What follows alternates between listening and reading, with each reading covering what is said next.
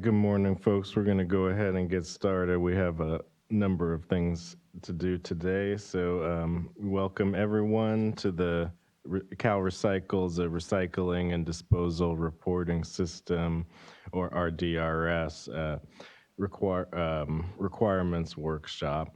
So in this sort of continuing workshop series, we've been discussing the implementation of the new recycling disposal reporting system. This data system has been a long time coming.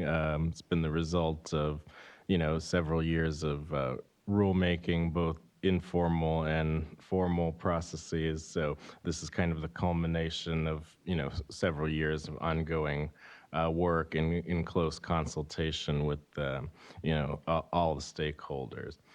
So in this video and basically from here until 12, we're going to be taking a look, at the different reporting entities and how to file a report using the recycling and disposal reporting system. So my name's Steve Sander. I'll be your sort of disembodied voice for the morning. I'll be leading this workshop. I also have some staff people here to help me. So, you may hear some other folks pop in with questions at some point as they come up.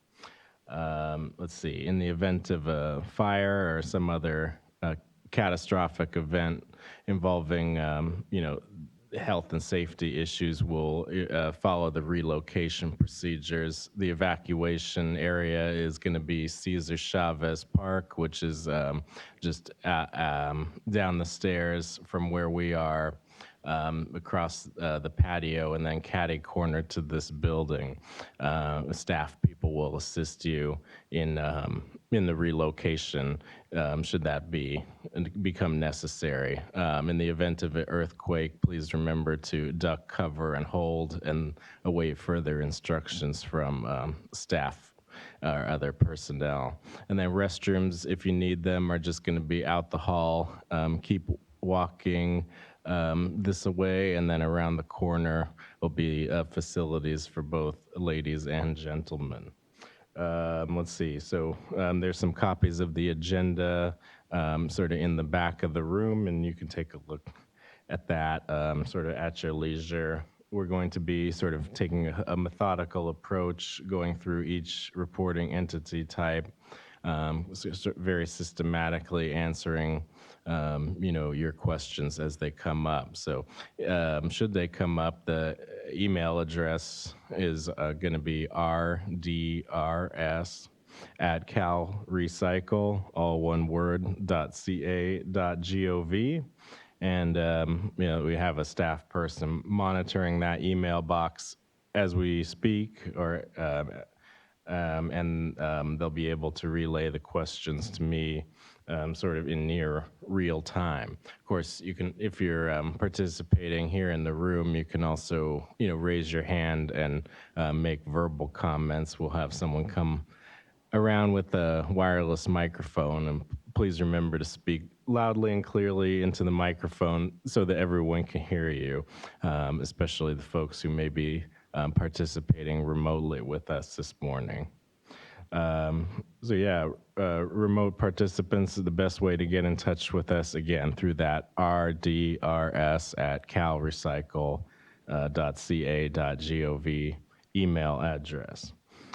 I think that pretty much covers everything. I'm going to sort of segue or transition here into kind of the bulk of what we're going to be doing today, which is taking a dive into how to report in RDRS. We've had several workshops up until this point that kind of conceptually handled, some of the reporting requirements, and now we're getting sort of very concrete here in actually the rubber meets the road. It's time to input the data. We've talked about sort of what data needs to be recorded, and if folks have a reporting obligation. So all of that's been covered pretty comprehensively in the last several workshops. And if you've missed those, I'll just show you all in a second where you can sort of either refresh your memory or take a look at some of those other workshops that we've held in the past. So some of those workshops involved navigating around the data system on the registration module side of things. So actually, there was already a due date, back in the end of April, end of May. Folks who anticipate reporting in the RDRS were obligated to have already registered in the system. So folks will have already received guidance about how to create a web pass for their organization and how to log into the registration module of the recycling and disposal reporting system and filled out the required information pursuant to the guidelines laid out in the regulations. So, we're kind of coming at this from the sense, a baseline of, you already have some familiarity with the system. We're assuming that, if you've been following along in over the course of these last several workshops, you've already gotten into the system to some extent, meaning you've created a web pass, as I said, you've gone into the RDRS registration module and added a organization/site with at least one reporting entity activity on it. So, that's kind of the baseline level of knowledge or understanding that we'll be approaching today's presentation with. So if you haven't done so, you can go back onto our website and review some of that earlier material if you still need to catch up and get there. But if you haven't done so, it's not necessarily a deal breaker. I think you could still follow along for the most part in terms of what we'll be covering today, which is the reporting module. So same way you would log into the registration. Same data system interface and everything. This is just how to actually fill in the quarterly report, when that comes time to be due. So just reviewing that very briefly, in terms of the transition between the disposal reporting system and the recycling disposal reporting system. The first 2 quarters of this reporting year have been covered, under that prior data system. But going forward, as of Q3 2019, we're expecting folks, facilities to submit reports directly to CalRecycle. So the Q3 reporting period runs July, August, September. So there's some staggered due dates coming up in terms of actually reporting. The earliest deadline is going to be, the way the reporting period, the due dates correspond to the different reporting entity types, and the reporting sort of opens up and closes. It doesn't necessarily close, but it's due at the end of each month. So October 1st, RDRS will sort of debut for contract haulers and food waste self-haulers. They'll submit required information to the department by the end of October. Then November 1st, 2019 is for transfer processing facilities and operations, recycling and composting facilities and operations, and brokers and transporters. Again, reporting opens November 1st, is due to CalRecycle at the end of November. And then finally, disposal facilities opens up December 1st and is due to CalRecycle at the end of the year. So that's for Q3 2019. So without further ado, let's take a look at some of the CalRecycle online data resources that would assist and facilitate the reporting, as well as how to get there. So this is CalRecycle's main homepage here. calrecycle.ca.gov. If you type that in, it'll go, to this site page.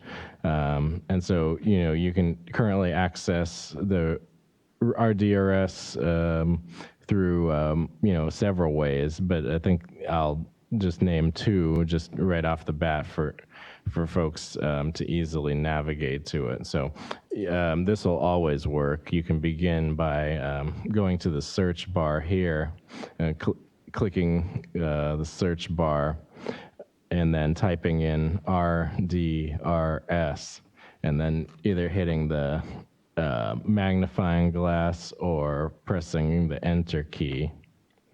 And you'll see that it's, probably going to always be that first link, recycling and disposal reporting system. If you click on that, it should take you right there in a new browser window. The other way you can currently get there is if you go, back. Let's see, we're back on the home page. You can scroll down a little bit, and in the In Focus section, it says new recycling and disposal reporting system. That's another easy way to get there. If you click on Learn More, that will also bring you to the web page.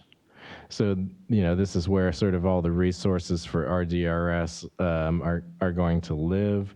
You can see up at the top, we have the news and recent events sort of pop up, and that kind of is an attempt by us to broadcast out sort of the most relevant information and timely information. So, there's several really good resources in here that you can take a look at. We had a video sneak peek of the RDRS reporting module. There are also going to be some additional training videos coming online that are specific to each reporting entity type. So we'll be sure to, broadcast that and provide the link in this area. But in any case, going forward, this should provide, current and up-to-date information about the status of the data system. This big text here is where you would click to actually go and log into the system. So that's quite important. And it's also, kind of easy to get lost in the background. So I suggest that if you're a reporting entity, and you going to file a quarterly report fairly consistently, it might make sense to just click on that, and then once you're there, bookmark it, and it's something you won't forget. And that way, you won't have to actually navigate your browser all the way here. That can be saved in your bookmarks or your favorites to make it so you don't have to remember all of this. Of course, there's some additional information, background about the law, statute, and regulations development. I think this next section, training and outreach, is going to be quite useful for folks. If they haven't taken a look already, of course, you can view all of our past workshops that we've conducted, throughout the course of this year. So that will assist you in getting up to speed in terms of the reporting requirements and sort of what materials already been covered already. So excellent resources.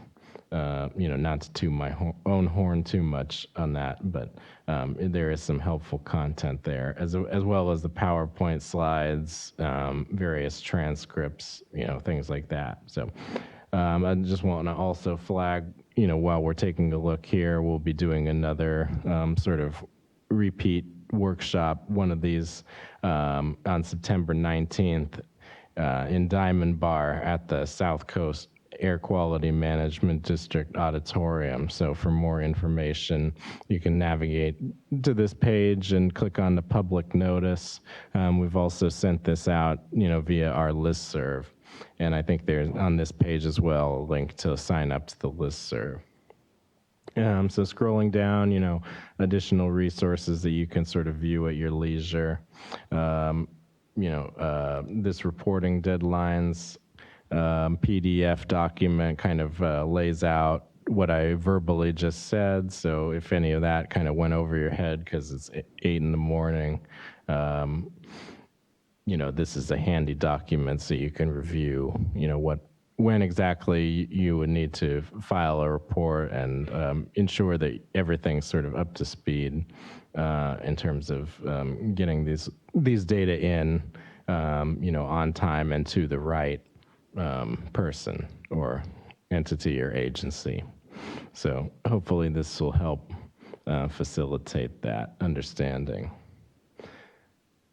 All right, and then scrolling down some more, you can find additional documentation and guidance. A Do I Need to Register tool helps folks who are kind of brand new to all of this understand, if this is even within their universe or something that they need to handle quarterly. And because it depends on, of course, tonnage thresholds, the materials you handle, your permit status, and so on. So that tool kind of helps simplify, ascertaining what the reporting obligations might be for that. But this training, largely will focus on actually how to report in the system, and I know folks have been awaiting this with bated breath. So, I don't want to I just want to just dive right into it. So you'll click on this button, and that'll take you to the sign-in page. So going over here, this is basically what it'll look like, of course, minus the, some of these banners and such. But this is kind of the beta system for the reporting. So, there may very well be, some error messages or something like that. That's because this is in beta. But, rest assured that if anything, weird does happen, we'll be fixing it prior to the start of the actual reporting.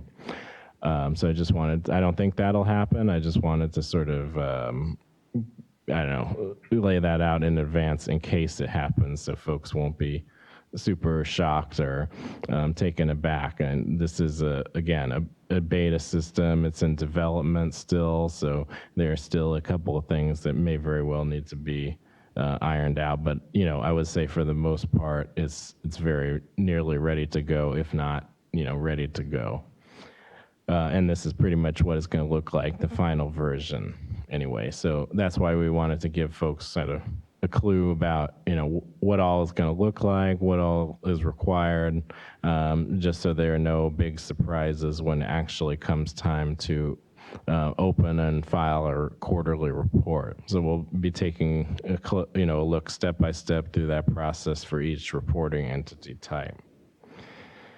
So we'll take you'll use the to access the the data system. You'll type in the WebPass email that you use to register your organization/site. So again, presuming that you have already done that. If not, you wouldn't. You can still create a WebPass following these instructions, and also the instructions on the RDRS web page that I just clicked from prior to arriving here.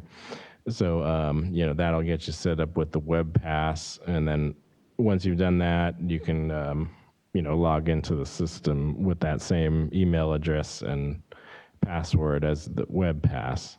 So in this case, is rdrstest@gmail.com. This is my email address. Log in.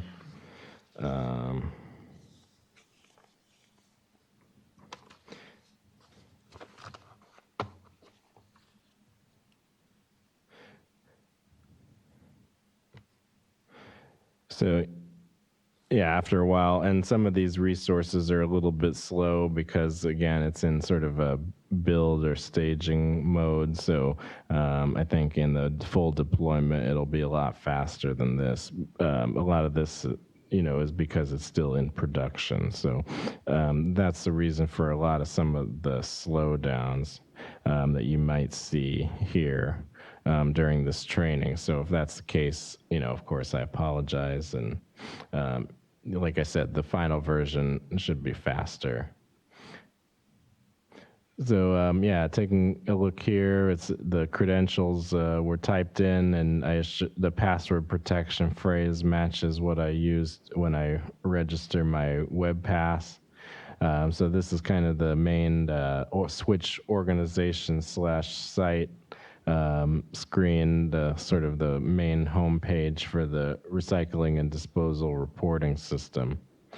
So I've already gone ahead and registered several organizations / sites, with one or more reporting entity activities on them.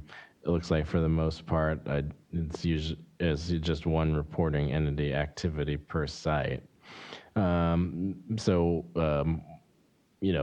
lot of this will look pretty straightforward to the user, especially, one who's gone through the process of registration already. Nothing that I've done up until this point has been different than, what has already been made available to folks. The difference is, of course, actually going to fill out the quarterly report. And so to do that, we're going to take a look at the Dorian Gray food hauling operation. So that's a pretty good segue into kind of the first sort of brushstroke, if you will, of this workshop, which is to take a look at submitting a quarterly report for food waste self-hauler and contract hauler. So in keeping with the agenda, I'm going to click select here under that record. That's going to open up the specific information related to this organization / site that I provided during the registration. So immediately, for folks who have a keen eye, you'll see on the left-hand navigation pane this quarterly reports button. So that's not currently available for users at the moment. So that's what distinguishes this from, of course, the one that's currently available. But when the reporting system opens up for your organization / site, you'll see this button here. You want to click that to initiate filing a quarterly report for this organization / site and the reporting entity that's located on it. We haven't filled out any quarterly reports for this this organization, any reporting entity on this organization / site. So in this table right here, it says no records found. And that's true because, of course, like I said, we haven't done a quarterly report yet. But if you have submitted quarterly reports in the past, they would populate this table here. So to add or to file a new quarterly report, what you're going to want to do is click on this Add Report button.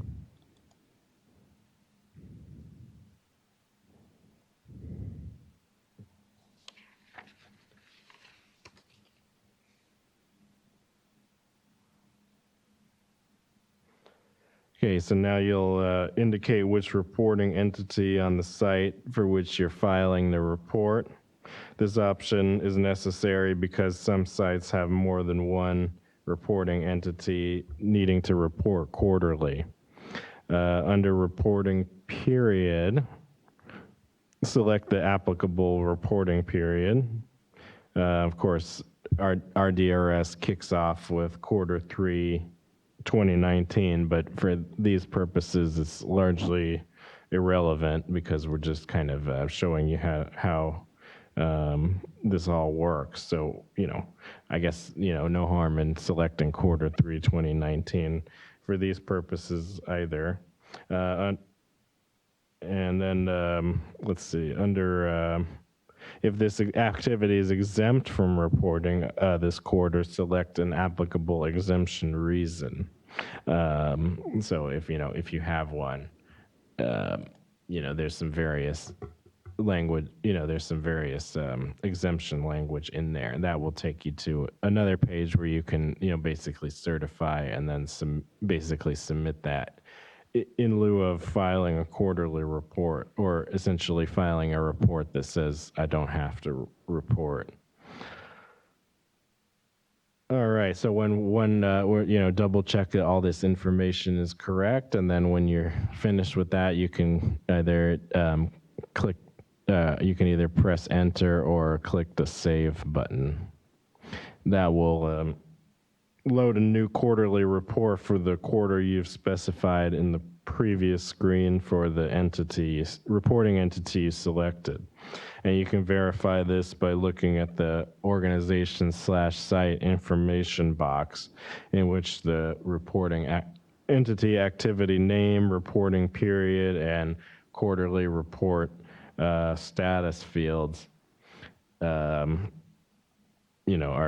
visible for your confirmation. And so this is the instructions tab. Follow the instructions on the screen, and when you're finished, you'll want to click on the inflows tab. The outflows tab, and begin sequentially clicking on each tab from left to right, filling in all required form fields. So that goes for, the bulk of what we're doing today, is that you're going to want to fill these, the report consists of, several tabs that are located right here, and you'll want to fill in all the appropriate information for each tab, and then sequentially, click through each one. Or I guess it would be successively. So in any case, we've followed the instructions, I think, to this point. We reviewed the contact information and step through each tab, and then submit the report. So let's continue following the instructions specified. So click on the outflows tab. Now this is where the reporting entity indicates, what material was sent out over the course of the quarter, and various destination and contact information, required depending on, the kinds of materials that you handle. So this is a food waste self-hauler. They have a reporting obligation if they handle 13 cubic yards or more of their own food waste, and they deliver that material to a facility or operation not owned or operated by them. So 13 cubic yards corresponds roughly to 6,500 pounds of food waste, and those figures are established in regulation. So, you can read Title 14, Section 18815.4 for more information about that, or consult one of the previous workshop videos. So, we're going to kind of go through some hypothetical scenarios, demoing the functionality, the look and feel of the system. So, at any point, when I cover something, if you didn't quite catch it or have some additional questions or comments or feedback that you would like, said publicly, please email that RDRS email box. Now, if you just have a suggestion as far as how something might be improved in the system itself, but you don't want it read aloud, please just make sure to indicate that, that it's kind of a suggestion and not something that we need to, I guess, have a discussion about. So if folks are kind of wanting to differentiate, that would be the way to do so. Kind of just helpful feedback versus things, actual questions you would like to be read aloud and answered. Please remember that. So for this, we're going to assume that we're sending material to composting and to solid waste disposal. Now, we'll also need to answer some methodology questions. And going forward for some of these methodology questions, the actual final language hasn't been ironed out yet, but so, a lot of these are kind of just testing the functionality of some of these drop downs. So if something isn't worded quite so articulately, or there doesn't seem to be a corresponding answer to the method question, or the answer to the method question doesn't make any sense, this is kind of placeholder text. It's more so, again, for the look and feel and the functionality, and we will be, making some additional edits to the final text for some of these boxes and drop downs and things. But we still want to hear your feedback if you have any. So on this one, we'll indicate that we'll rely on the receiving facility to provide the weight information. I would think that would be a commonly checked box for self-haulers. So again, I indicated prior, or just a minute ago, that we were going to send material for composting and for solid waste. So under outflow stream, we would check both of those boxes and click save, or press the enter key to go back to the outflows tab. And if you scroll down a bit, now you can see that because we checked those two boxes, it's gone ahead and loaded two tables that correspond to the boxes that we checked. So the system is basically saying to us here, you said you're doing recycling and composting and also solid waste. Well, here's some, here's a way to fill that information in. So I'm just going to continue scrolling in a bit. And if you do enough, it kind of gets rid of that left-hand navigation bar, which for right now we don't quite need. I'm just doing this so that we have a better view of what's going on here. So folks, who are kind of straining or have a small monitor or something can also follow along with me. So yeah, under recycling composting, if we want to, we said that we had material going there. So now we're going to basically fill in that appropriate information. So to do that, we would click that plus button at the top left here of the table, add recycling/composting outflow. So this is the add outflow page. Again, you can confirm this is a recycling and composting outflow. And it's going to ask, where the material is going, in state, out of country, or Indian territory. It's also going to ask for information about material type, since you indicated it's a recycling and composting outflow stream. The regulations require that when you're sending material for recycling and composting, you provide the material type. So let's just say that I'm going to send it to Ron Swanson's University of Composting.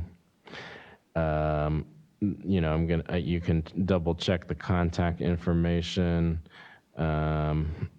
right there, just to make sure that it's the same facility as the one you really wanted. I know because, facilities can have similar sounding names, especially when they're owned by, the same company or something like that. So best to just, take a second and double check that the contact information resembles the facility that you are really sent that material to, or in the case of food waste self-hauler, took it to yourself.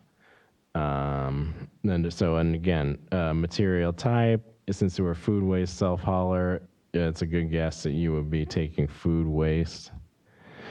So for this example, we're just going to say, pre-consumer food waste, because that's how we sent it to the composting facility.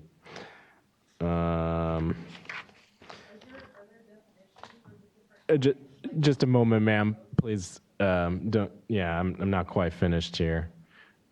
So you're going to indicate, in this case, 10 tons sent to the recycling composting facility.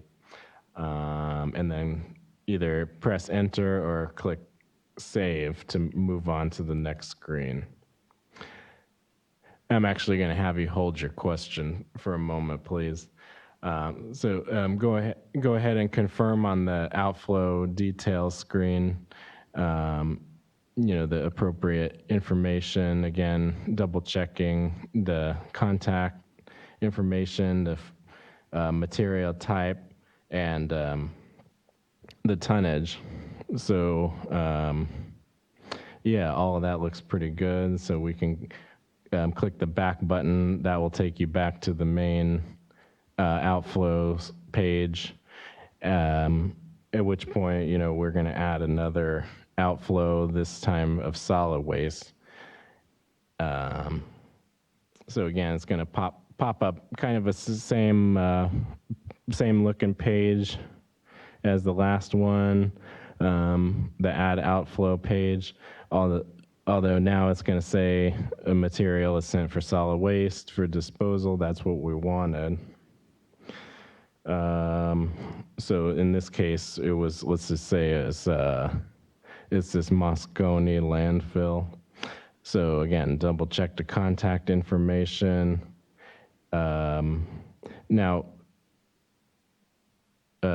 So again, let's see.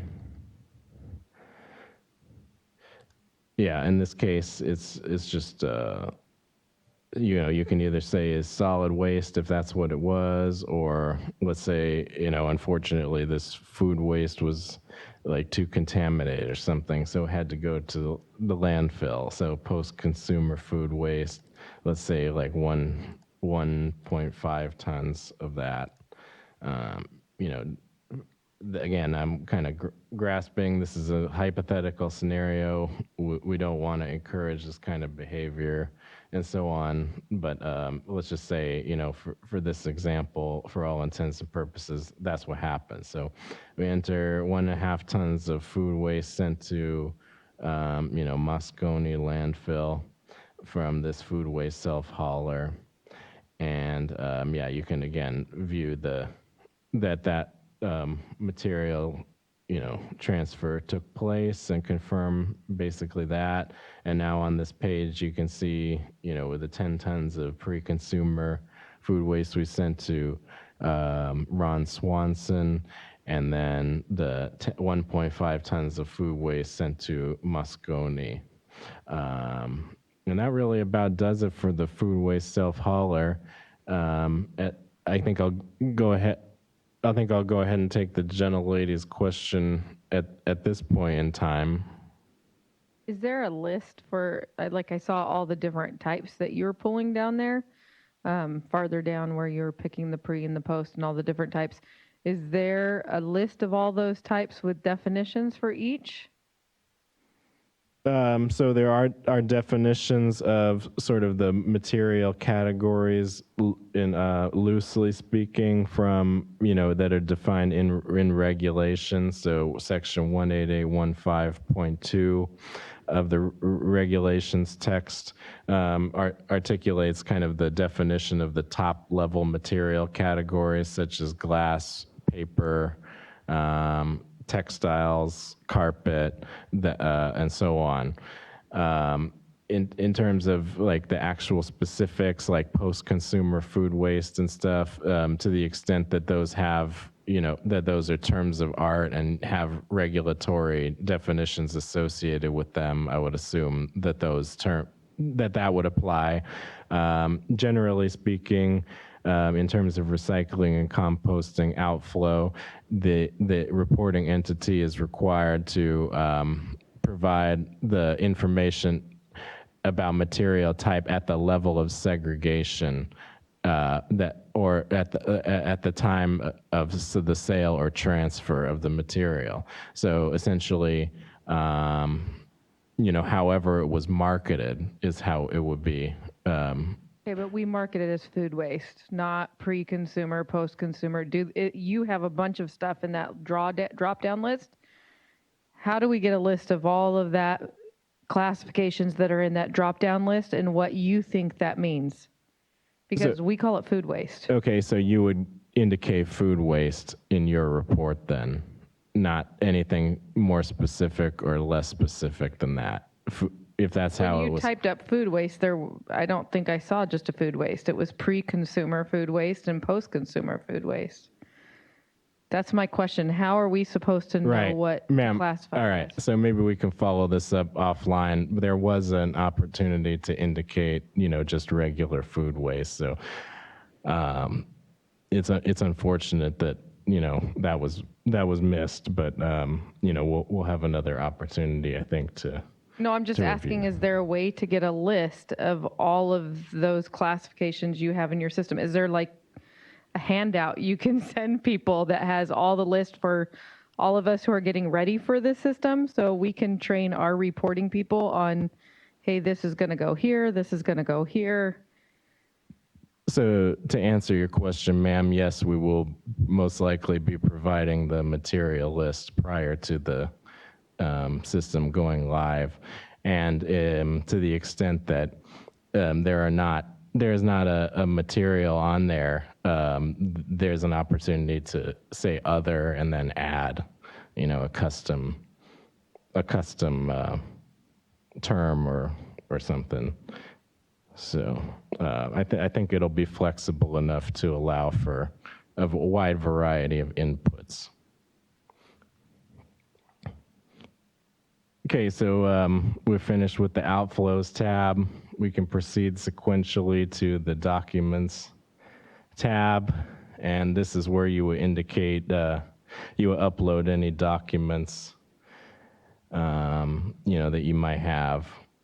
I don't think there's really a need for that laid out in regulations, but in the future, if that becomes necessary, you would do so right there. So, we don't have anything for this. We're going to proceed sequentially to the review and submit tab. So this will basically close you out of the reporting. You can, verify some of this information here. Scroll down and you can see the outflow summary. So essentially another way to view the information that you just provided on the last screen, so you can double check yourself if you need to on this page. And then in order to initiate the submission, you'll need to have the system review your information first. So you'll press the review button. It'll ask if you're sure you want to review, and then the system is going to sort of take a look at what your submission was and populate, any flags if there were if there were some issues. So I don't think I made any errors, so there were no flags that popped up basically telling me I had an error in over the course of my submission. I may just intentionally make some errors, just to sort of show folks, what the flags would look like. But really, for the food waste self-hauler, there's not a whole lot of ways to go wrong. So I think I'm just going to skip that for now. So once you've reviewed, you can, and you've cleared all the flags, the submit button should pop up and start working for you. So you can press, you can click on the submit button. It's going to ask, are you sure? You can say submit again, and then now the status has been changed to submitted, and basically, that information is entered for the quarter. And so if you need to make revisions, you can click on this revised report button, and it'll log all of the changes and so on, and send message saying that the report's been reopened again and stuff, and just remember that there's the potential for enforcement action, depending on what the nature of the revision might be. So this isn't advice or anything, but just ensure that I would say my advice would be to ensure that the report is complete and accurate, as much as possible prior to submittal. So that way, report revision is not necessarily needed. All right, so that sort of brings us to the conclusion for food waste self-hauler. Hopefully, if any of those entities are watching, that was insightful. Of course, this workshop presentation will be made available online, recorded. So we have that to look forward to. Taking a look at the next reporting entity type, it's contract hauler. So in my example, it's called bye-bye garbage. Again, this is kind of the switch organization /site screen. We've already been here, but just since we're so zoomed in, it might look a little bit different for folks. In any case, I'm going to zoom back out a little bit so you can still see that it's the select button to select the organization /site. Again, you can see that we have a reporting entity activity called bye-bye garbage that needs to submit a quarterly report. And that's because they hauled more than 100 tons of reportable materials out of state. In my hypothetical example. So that necessitates reporting. And so in order to do that, again, just like the prior scenario, we would click the quarterly reports button from the left-hand navigation pane, and then click on Add Report to begin filing the quarterly report for that contract hauler reporting entity activity. So again, Q3 2019 is the first due date for the RDRS reporting. Of course, contract haulers who send material out of state under DRS were also obligated to send that information to the county, but with the that may not have occurred in all cases. I'll just leave it at that. So click on Save, and that will initiate the filing of the third quarter reporting for 2019. Again, you can view the various tabs that are required for the contract hauler, instructions being the first one. Verify that the contact information for your facility is accurate. It has not, and no weird changes have been made or anything like that. If that's the case, we can proceed and take a look at the next tab, which is outflows once again. So outflows would be the various destinations for the various materials that are handled by stream. So again, there's some methodology questions that you would need to answer. So again, I indicated that we sent more than 100 tons out of state for the quarter for this contract hauler. So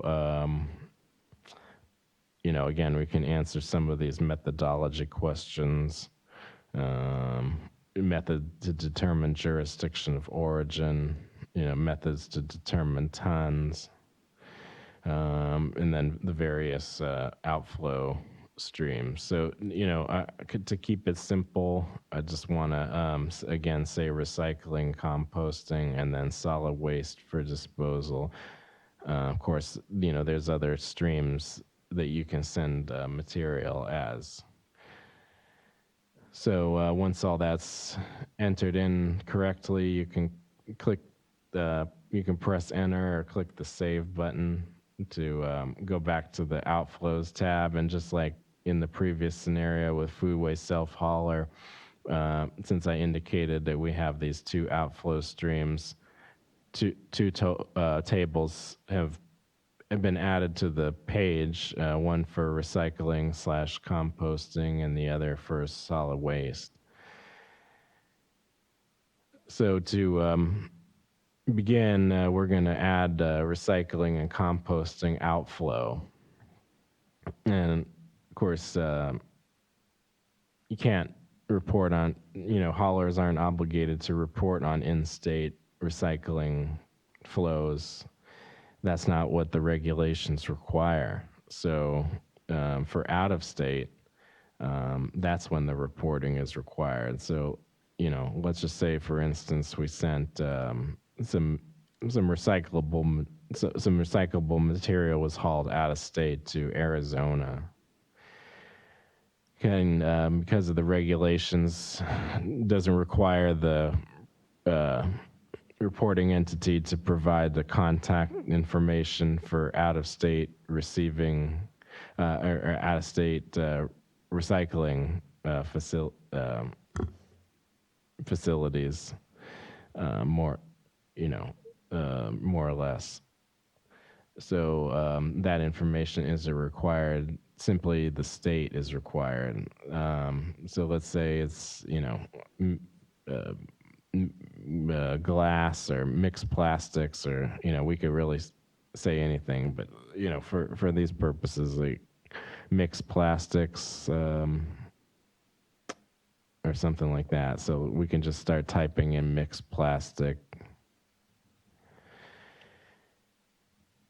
So you can select these various subcategories, or just this top level category of mixed plastic. In this case, let's say it's 50 tons. So type 50 and then either hit enter or click the save button. Again, takes you to the outflow details, where if there were any other kind of material transfers, you could click and add that for that facility in that table. Otherwise, you can click the back button to go back. So we've added that, and you can see Arizona 50 tons mixed plastic has been entered. For solid waste disposal, similar procedure. Click that plus button, add solid waste for disposal outflow. Again, haulers are only obligated to report for out-of-state disposal. So yeah, let's just say it was 200 tons to Dry Creek landfill. So you can confirm the contact information and press enter or click save. Again, takes you to the outflow details page, where you can view and confirm the various tonnages.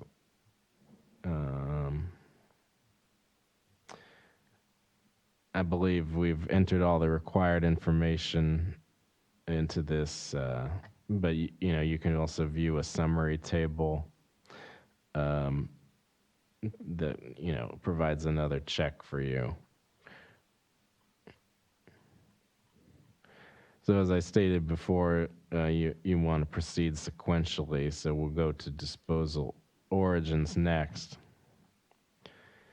So disposal origins is where you provide the actual jurisdiction breakdown for the direct, for the tonnages that you handle. So to begin doing that, this note says outflows need to be completed before disposal origins is completed. That's in order for the system, to enter in jurisdiction of origin information. It needs to know how many tons and to where. So that's basically the logic that underpinning, the reason why you have to sequentially tab through. So for this outflow to Dry Creek, we can select that. View some other information, but essentially, yeah, you can type in, this is where you would type in the jurisdiction of origin breakdown for those 200 tons. So for these purposes, we can just, it's zoomed in quite a bit. I'm going to zoom out for this, but, you can view the various jurisdictions and, select the appropriate one. So, for instance, we'll just say all of those 200 tons came from Loomis, and hit save.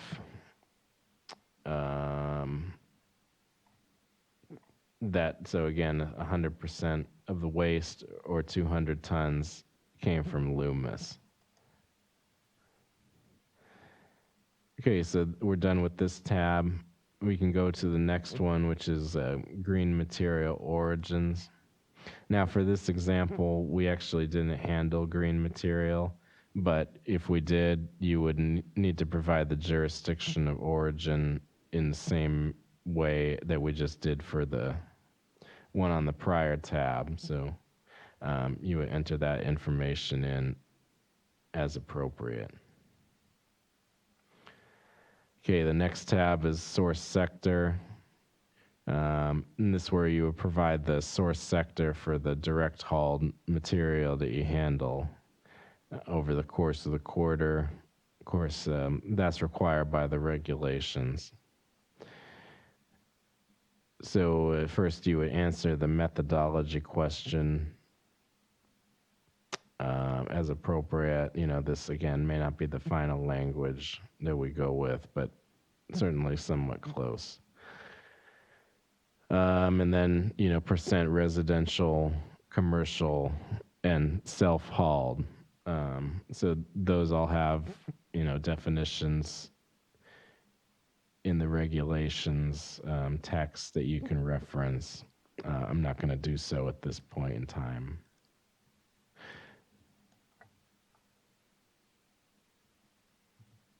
So you can either enter this in terms of percent, express it in terms of percent or in tons. And the system will calculate based on, again, this total here, which is the total direct hauled solid waste that you handle.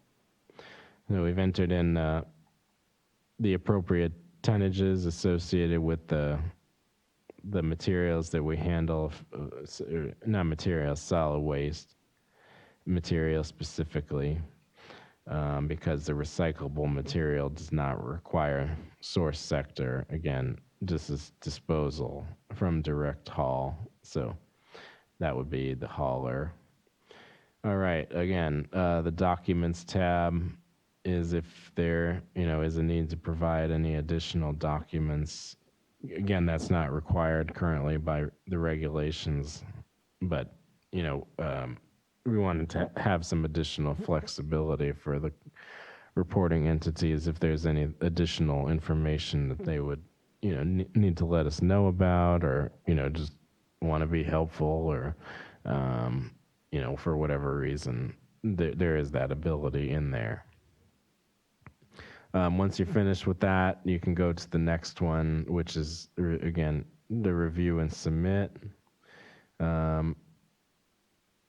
Click review to review the quarterly report and say, yes, I'm sure.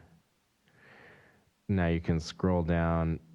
Doesn't appear that there are any flags here. So it appears that our submission, the information that we've entered according to RDRS is, good to go. Of course, you're the ultimate judge of that as the person who enters the data and submits it, attesting that it is true and accurate.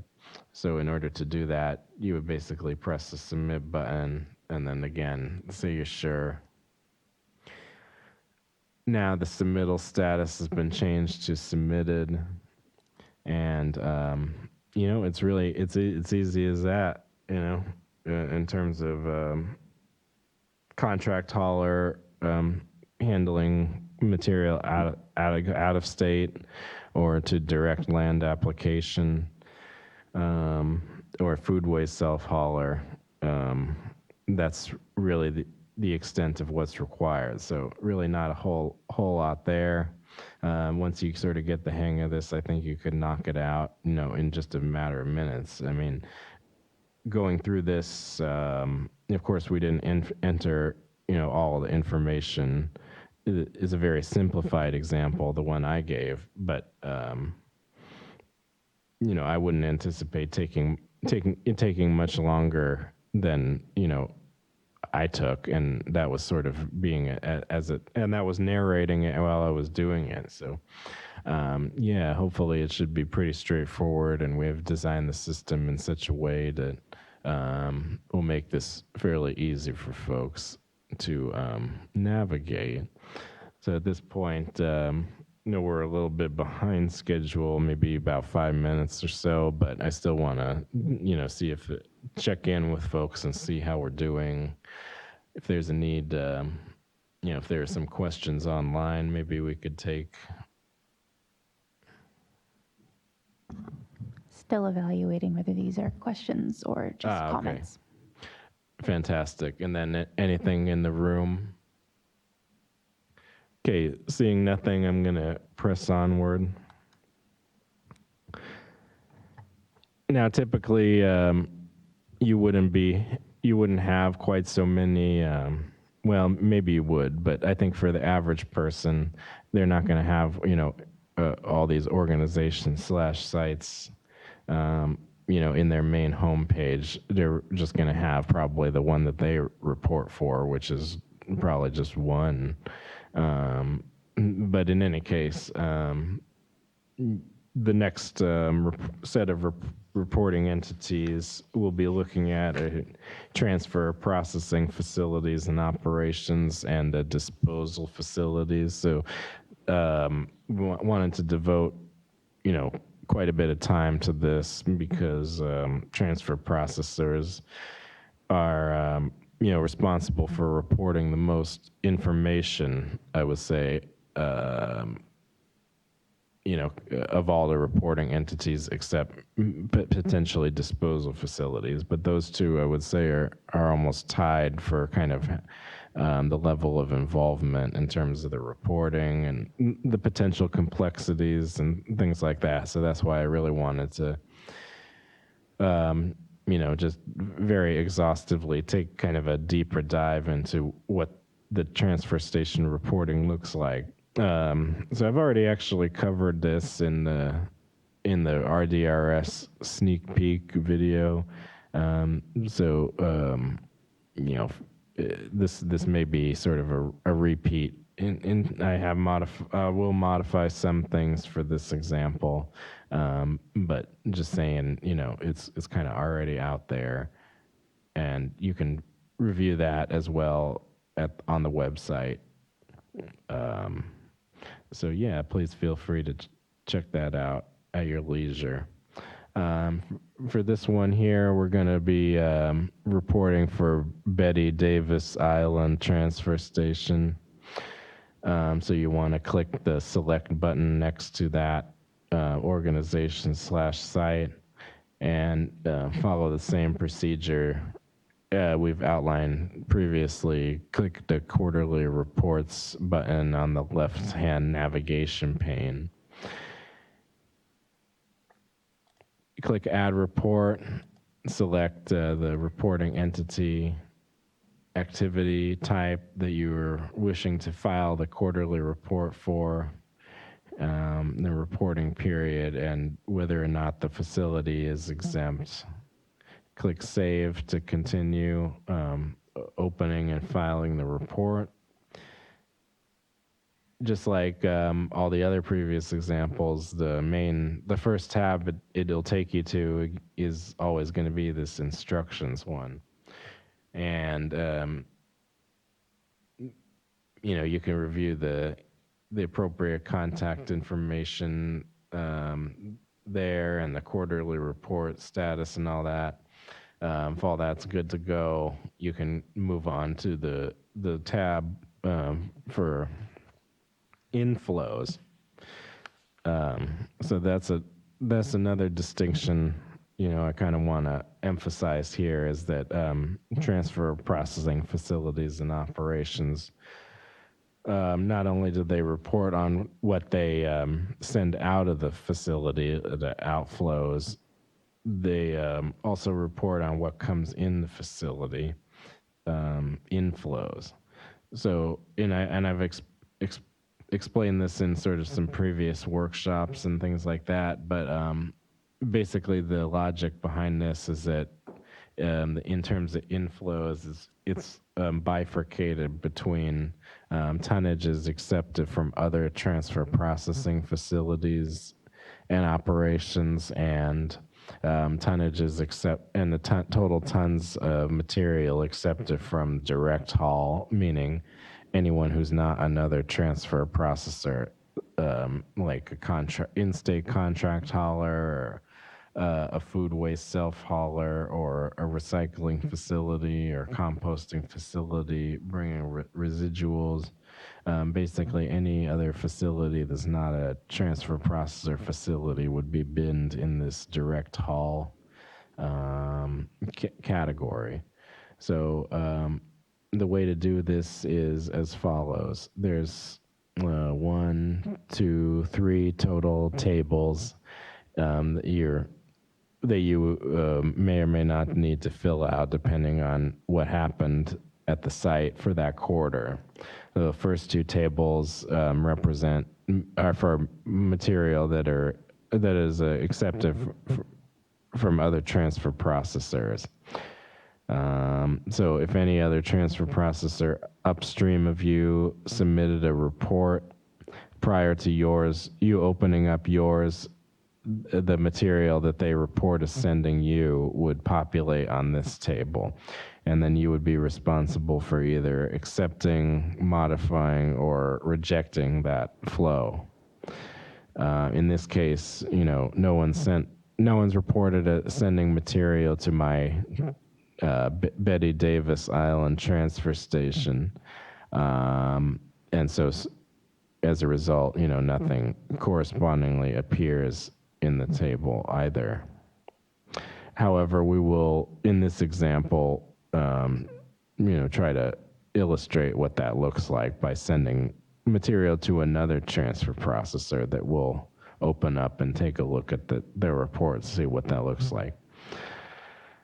For whatever reason, non-compliance or whatever, the upstream facility did not provide or did not indicate sending you material. You can add that manually by clicking the Add Inflow and then selecting the upstream transfer processing facility, and then basically providing what the material stream was that you accepted from them, and the material type if applicable, and then the tonnage. And then we would have to follow some sort of manual reconciliation process to monitor and sort of understand a little bit more about why that upstream facility, didn't connect or whatever the case may have been. So happy to discuss that further. That's kind of conceptual at this stage, because we don't have any data like that at the present moment. Okay, so this last table, again, as I mentioned, we have material accepted from other transfer processors, and then this is for material accepted basically from everyone else. And that's expressed in terms of aggregate tonnage. So for instance, solid waste for disposal. If over the course of the quarter, you received 1,000 tons or something like that, you know, it doesn't need to be broken down at this point, from whom, which hauler, that kind of thing. It's just expressed as an aggregate quarterly tonnage for material received from the direct haul. So let's go with that. Let's say, 1,000 tons of solid waste was accepted for disposal over the course of the quarter. Now, there's also additional material streams that you can indicate. For instance, disaster debris for disposal. Let's say 10,000 tons. Why not just go ahead and indicate that? There's also these other categories. For instance, designated waste for disposal. If you handle that, that would be that's required to be indicated. Green material for beneficial reuse. Enter the tonnage and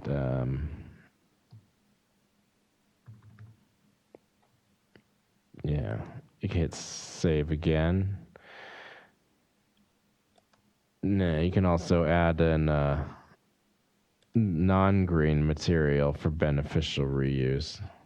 And for that, that's a little bit different. You actually don't enter the tonnage here. You would need to click this next button. That'll take you to this inflow details where you would add the materials. You actually which non-green beneficial reuse materials did you handle? So let's say it's ash or something. There's several categories, and of course, we're still sort of refining some of this here, but this basically corresponds somewhat loosely to the title, or to Title 27 ADC and beneficial reuse types as defined in those regulations. So you can refer to that for more info. We also may be adding like a little explainer, a kind of a question mark that provides a little bit more background about this. So let's say we got 500 tons of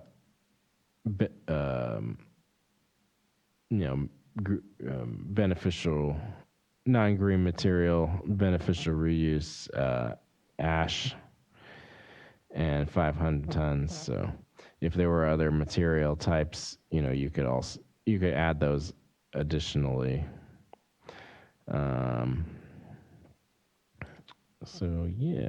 Cancel, and then if you needed to edit any of these values, like let's say it was only 250, we can make that change, and then go back, takes you back to the regular inflows tab. So as you can see, based on what we've entered, the 10,000 tons of disaster debris and so on, it's accumulated a total of 16,250 from the direct haul, and because we haven't entered anything in here, it says no tons from transfer processors, which is accurate. So to continue, I'm going to go to the next tab. I'm actually going to intentionally not answer these two methods questions because I am trying to trigger the flag to show all of you what that looks like. So rest assured, it's not it was not an oversight. This is going to be an intentional error I will be committing. So just try to remember that when we're on the review and submit tab. Next, we'll go to the outflows, and this may start looking real familiar for you because we've covered it in the last two examples. Essentially, every reporting entity has the outflows tab, so the way we've structured it is going to be, quite similar as well. I am going to answer these methods questions.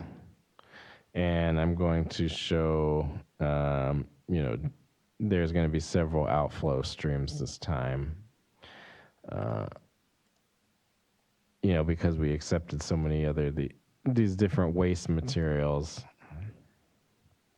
we're going to have a lot of outflows. So yeah, that looks pretty good. You can review your submissions and press save. So as a result of having entered those outflow streams, it has populated 1, 2, 3, 4, 5 different tables because we have 5 different outflow streams. And so for each one, we would need to add, the required information. And on the right-hand side, for reference, there's a summary table here, which basically shows kind of the work you need to do, for lack of a better phrase. So it shows essentially, hey, you got 1,000 tons. You need to allocate that or tell us what happened with that. Of course, we're not. We recognize that a mass balance is not always achievable or desirable in some cases. So, and we also recognize that there are issues in terms of accepting. If you notice, there's no place to enter inbound tonnages of recyclable material. So the regulations preclude us from, essentially ascertaining that info as part of the quarterly reporting. So we have no way to measure the outflow of, or compare the outflow of recycling to the inflow of recycling. So if you notice, you look at all these different streams, there isn't one on the inflow for recycling composting, just total outflow of materials. But anyway, disaster debris, again, it says 10,000 tons are available for outflow. Designated waste, we didn't take in any, so there's none available or remaining. And green material, 5,000 tons, at least accepted from the inflow. And then non-green, 250 tons. And so on. So yeah, we can go ahead and break that down. So in terms of recycling and composting, let's say there is, I don't know, some kind of limited, there's some area at the transfer station where folks can, where folks drop off, I don't know, white and brown goods for recycling, as opposed to them going into the transfer pit and heading out to the landfill. Again, these are all hypothetical situations. So let's say we're going to take that material to a recycler / composter. Let's just go with this other one I have here. Yeah, I don't know, this one And you can say something like, I don't know, plastic 3 through 7. Let's just say it was basically that. And yeah, see, again, there's a place where you can indicate, other. What does other mean? So that, and this isn't completely finished, but it kind of gives you the idea of what that's going to look like for folks. So let's say, I don't know, 37 tons, something like that. I think it just gave me some weird error, but took me there anyway. So we will take a look at that. But in any case, now it says we have entered in recycling composting outflow to Calhoun County Resource Recovery Complex, plastic 3 through 7, 37 tons. Well, let's say I made an error and actually that's the wrong button. I apologize. Let me go back.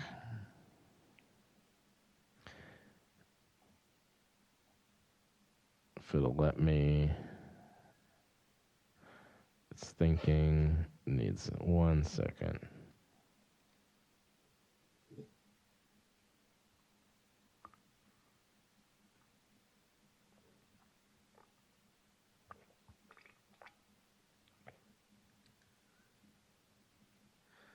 Oops, I almost deleted it.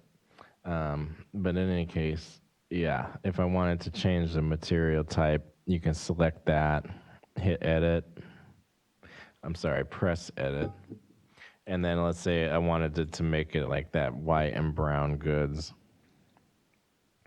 So you can, essentially indicate that here. So I said large kitchen appliances in my example. I'm pretty sure. So yeah, let's just go with that. Now again, you can view that info right there and confirm.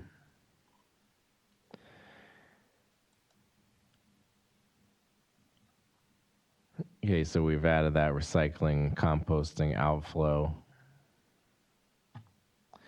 Now we can send solid waste, and I think it was 1,000 tons.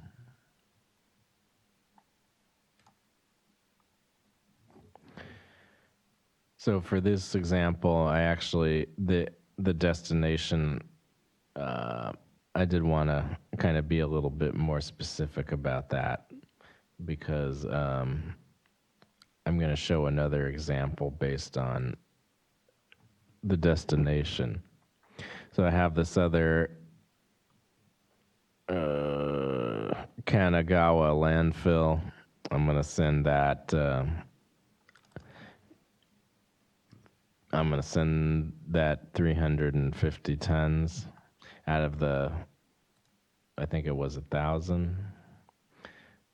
And yeah, on this page, again, it's the outflow detail screen. You can confirm that the information was submitted correctly.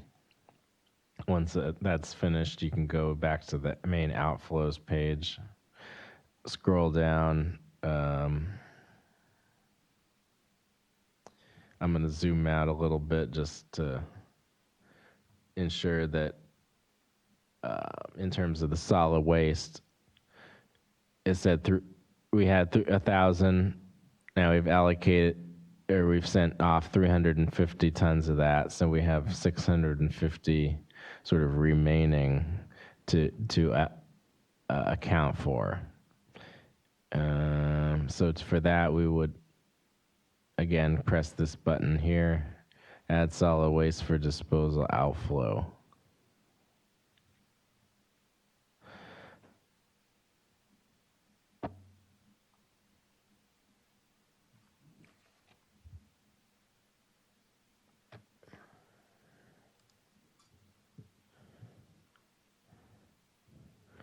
And this time I'm going to send it to Clayton County Resource Recovery Center.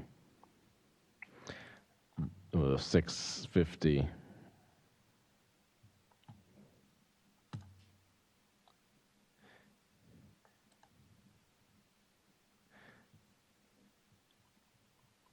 So outflow details page, confirm the 650. You can go back.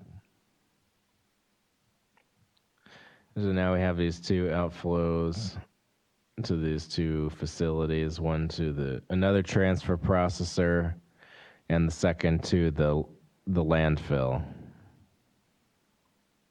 I think we had 10,000 tons of disaster debris that can also be sent to the landfill.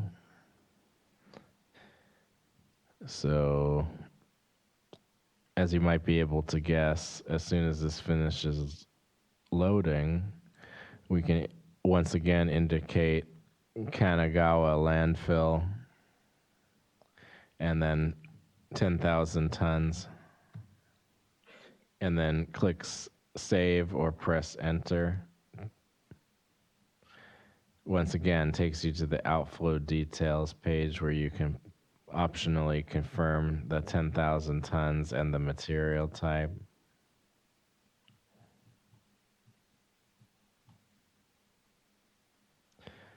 Okay, so second to last outflow stream is the green material. 5,000 tons of green material. And so we can also send that to the landfill.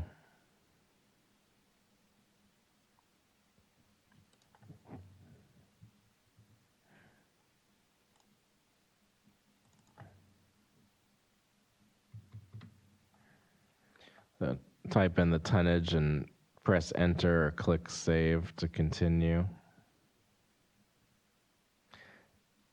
Verify the tonnage and the material type and destination for that outflow and click back when you're finished.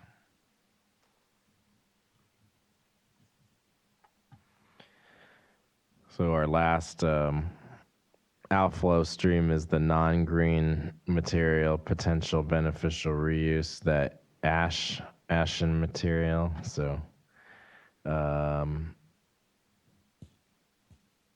again, we can send that to the landfill.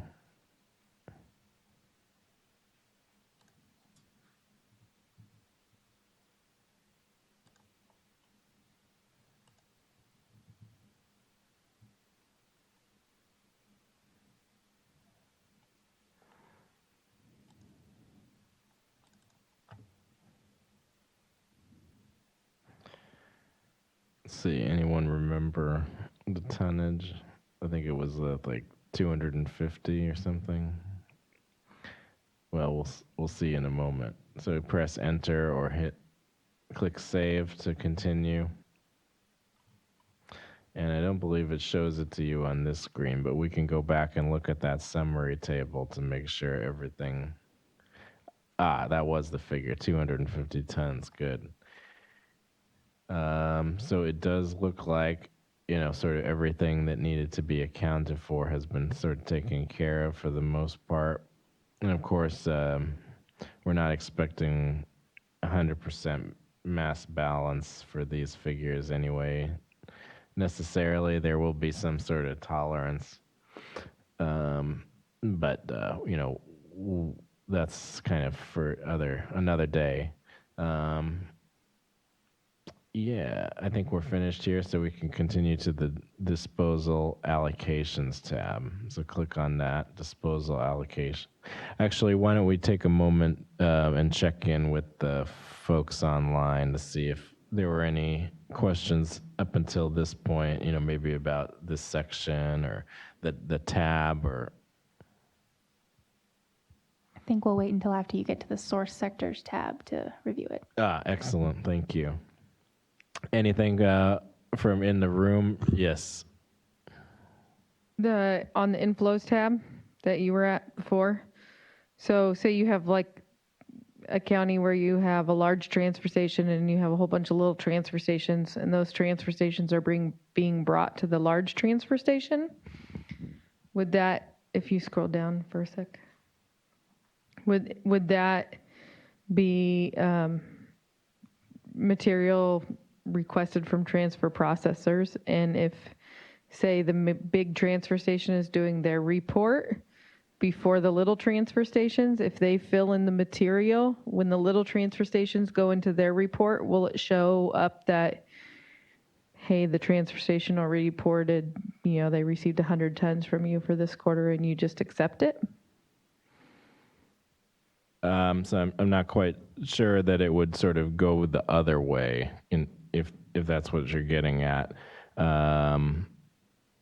It's going to Because you be. said there was kind of an error possibly, and the other people would not be in compliance, but it could just be that the big transfer station is doing their report before the little transfer station.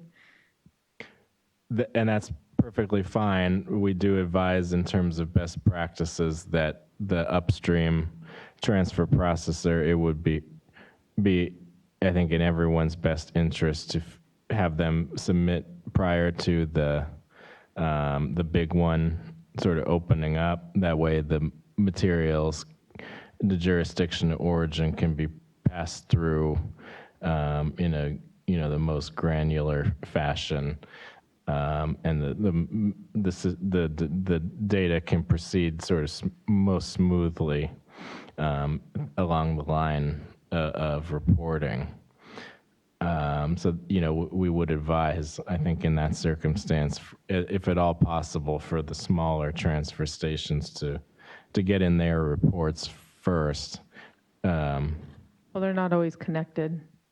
I mean, they're Yeah, so that, they can enter if for whatever reason they wanted to just get a head start and just get it out of the way, they can enter in the tonnages that they receive from those little transfer stations in this table too. So does that answer your question? But it won't reverse it. So if the big person puts it in first, when the little person pops up, they're not going to see that this person already reported this much and you verify it the opposite way. No, the system isn't designed to go backwards like that.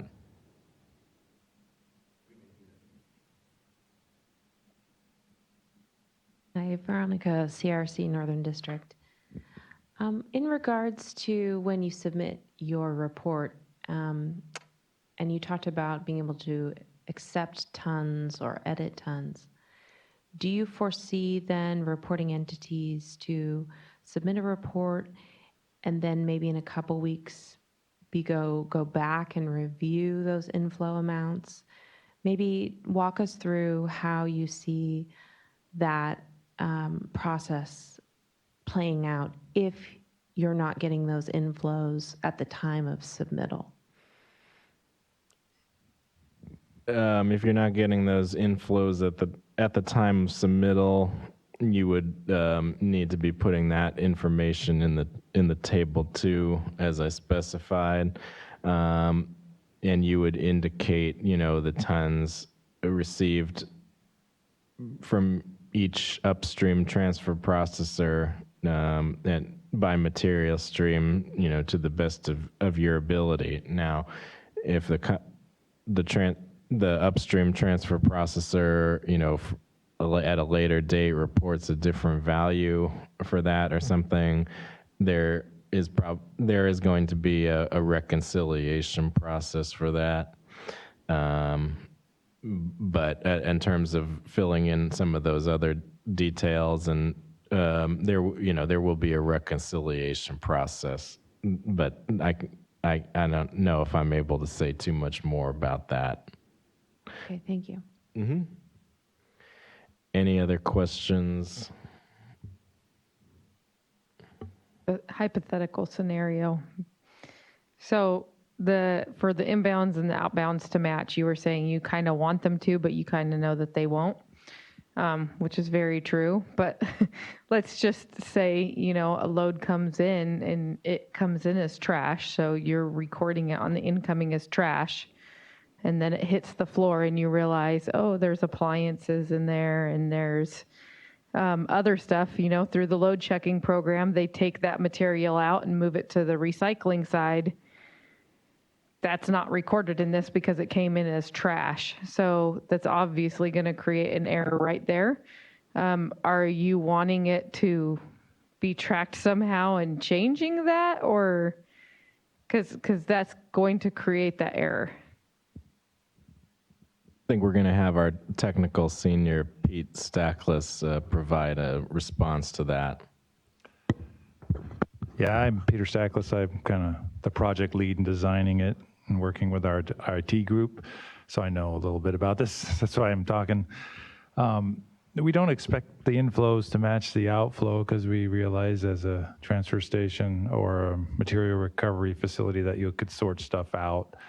So if you say you got that 1,000 coming in and you report 700 going out, that 300 is fine. We do have a flag that looks at like the total streams coming in for a facility that sent you stuff, and then the amount you sent out. And if it's like over 20% difference, you'll get a flag saying, this is informational, there's a big difference here, is that valid? But you'll still be able to submit your report. But it's kind of just telling you that there's a big difference. Maybe it's legitimate. You're looking at it holistically, not by stream, but like Yeah, as a but whole, holistically how for much all- is coming in, how much is going out. Yeah, for all the streams from a transfer processor, it's like, say they sent you like 3 streams, like solid waste, disaster waste, and designated waste. So we'd add all those up and then look at the total you sent out for those 3 streams. And then if it was like 20% difference, it would just give you a flag saying, there's a big difference here, is that okay? And you can still submit. So yeah, it doesn't have to It match. could still be okay if you have a large amount of bales outside that haven't been shipped to a Recycling. different country somewhere, yeah. If it ha- Because I didn't get you- the question. I guess my question is on the outgoing, you have recycling, but on the inbound, you don't. So that's Don't. going to create a 20% right there. If you're a material recovery facility / transfer station, you know, you're going to have 100 tons coming in, but you're shipping out 400 tons possibly because you're not recording the recycling coming in. That's true. You're not. The regs do not require you to track the incoming recycling. So it's just tracking this. But the solid waste stream is your solid waste stream that's coming in that you're reporting in inflows, and then you're sorting out. In terms of recycling, if you got other material, I think you wouldn't be tracking it under inflows for solid waste or other streams, right? You'd be just tracking. So that's not tracked because it's not required in the regs. So solid waste is solid waste, and if you sort material out, then let's say you got 1,000 in of solid waste, then you'd have 700 or 500 going out. But recycling is not tracked in inflows. So hopefully that helps. I think so.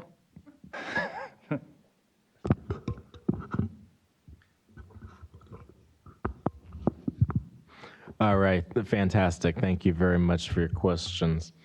Were there any other, or possibly anything trickling in? I'll just move on here.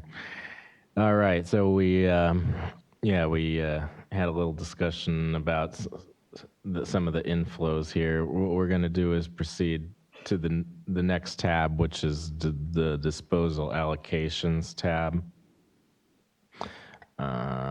Let's see, do I want to zoom in on this or what? I'm going to zoom out a little bit, actually, just so we can get a little bit clearer picture here on what all's going on and what all this is about. So, on this page, you basically indicate the proportion of direct hauled solid waste versus solid waste received from other transfer processing facilities in operations. And so since there's only direct haul at the moment, this tab really isn't too, relevant. You would essentially just hit accept in the line item sent to Clayton County Resource Recovery Center, direct haul. You can, simply hit accept because there aren't actually, it's not mixing, direct haul and material from other transfer processors. So we may do another example where there is kind of a need to potentially review and in some cases maybe even modify the proportion of direct hauled solid waste versus solid waste received from other transfer processors and sent to each destination. For instance, you may receive, because of franchise agreements or ordinances or what have you, certain jurisdictions are precluded from disposing in certain landfills, or certain jurisdictions need to dispose waste in a certain landfill. So depending on whether you receive that from the direct haul, which you almost certainly would, or versus other transfer stations, you would need to essentially make some modifications, so that waste wasn't appearing as though it's going to another landfill, when in fact it only, when it only went to one. So you would be able to account for some of those kind of things on this page if necessary, but since this is a very simple example where we're not receiving material from other transfer processors, we don't have really the ability to kind of go into that. But depending on how things go in terms of time and stuff, we may be able to take a look at it. But for right now, we'll just verify that, the 650 tons was from direct haul, and it is going to Clayton County Resource Recovery Center transfer station, and that the 350 tons that we sent to Kanagawa were from direct haul. Of course, there's no other place it would have come from, so we just accept that. And there's some inflow and outflow summary tables provided for your convenience, but for right now, that's essentially all we needed to do, was just to confirm that the material was from direct haul and accept that. And like I said, in the future examples, there may be some more complicated. It may be a little more complicated. On the next tab, green material allocations, we would do the same thing that we did for the disposal allocations, but for green material potential beneficial reuse outflows. So we have 5,000 tons sent to Kanagawa landfill. We'll just want to go ahead and hit accept, indicating that those 5,000 tons being sent to Kanagawa were from direct haul. There's no other place that it could have come from, at this point. So we'll click over to the next tab, which is disposal origins. On this screen, you'll enter the jurisdiction of origin for all direct hauled solid waste. Recall that we don't need to worry about the jurisdiction of origin for solid waste accepted from other transfer processors, because that's either been passed through to your report seamlessly if you accepted the sending transfer processor's inflow in the table 1, or you've gone ahead and and entered the tons in table 2. And in which case there will be a reconciliation process to ascertain the jurisdiction of origin. But yeah, all of that's already taken place on the inflow tab. So all we're concerned with on this tab are the direct hauled solid waste origins. At the top of the screen, you'll notice that there's, this 1,000 tons of direct haul inflows that I need to go ahead and allocate. So scrolling down, there's this table called direct hauled disposal origins accepted, where you'll click add jurisdiction. And enter the respective allocations.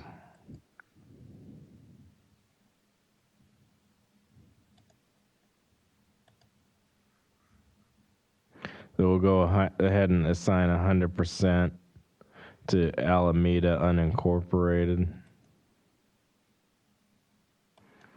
So that's, I think that, no, 1,000. My apologies.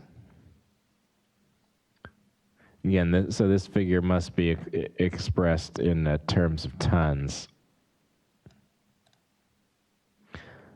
So as you can see now, 100% or 1,000 tons came from Alameda unincorporated. And that's for the, again, direct hauled. So I think we're finished with this tab. We can go to the next tab, which is green material origins. And so analogous to the disposal origins, this is for the green material that you accept from direct haul. You need to provide the jurisdiction of origin. So for, I guess, simplicity's sake, why don't we just say again, it was Alameda unincorporated, 5,000 tons. Oh, okay.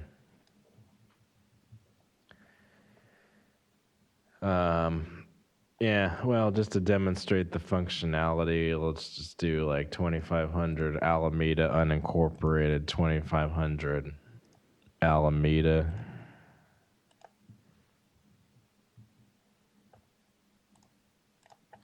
So as you can see, the table functions correctly. And then something I forgot to do on the last tab, and I apologize for that, is once you're finished and you've got the 100%, 5,000, all the numbers match up, 5,000 matches 5,000. What you'll need to do is at the very bottom right, there's a review origins sent button. You can click that. And actually, let's see you need to press this accept all on this table that basically is a summary and confirms, the inputs that you have identified. So I'm going to just hit accept all. It's going to turn green and say accepted. So I'm going to go back to disposal origins and finish that off here. So again, click review origins sent. It's going to basically make that a sort of more or less more permanent looking table. Of course, you can still edit with this button here, and click accept. It's gonna change and say accepted. So we're all set to go with that. And finally, we can get to source sectors. So again, this really is kind of the same as everything else. We've already, I think, entered this in at least one time previously for contract haulers. So answer the, you can answer the methodology questions as appropriate, and then the percentage, residential, commercial, self-haul. So let's say 20, 20, 60, 20, just to make it easy. So out of that 1,000 tons, that's the estimated breakdown for the direct haul tonnage accepted, sent to disposal from this transfer station. And at this point, let's go ahead with the question, if you had it. So this is from a wastewater treatment plant asking about biosolids. They have a limited transfer station, and with the sewer line, and they send sewer line cleaning material to a landfill. So for their limited transfer station, the source sectors that are available are commercial, residential, and self-haul. However, they would initially say that their source is municipal, but given the limited options, should they choose self-haul? Um, I would say we should probably chat offline about that. Yeah, I would be remiss in, sort of if I were to venture a guess in this particular forum. So, these all have definitions as laid out in section 18815.2 of the regulatory text. You know, commercial also means, multifamily residential. So there are actually, some quirks to some of these respective definitions, and I don't know if I could really say offhand at the moment what I think it should be. I think I would need to consult with other staff and supervisors to really figure out what that entails. So I think we have your. I think if we have your information, we can try to get back to you on that. Okay, we'll follow up with them later. Thank you for the question. Any other questions from online or Not right now. anything from the room? I have another question. Go ahead, if please. If a business brings into a transfer station, but they're driving it themselves, are they self-haul or commercial? Might be a dumb question, but.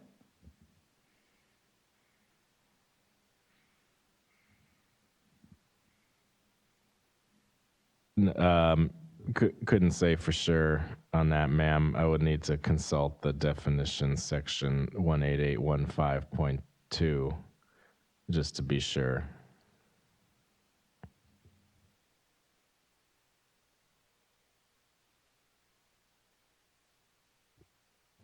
Okay, we're gonna move on and go to the review and submit tab.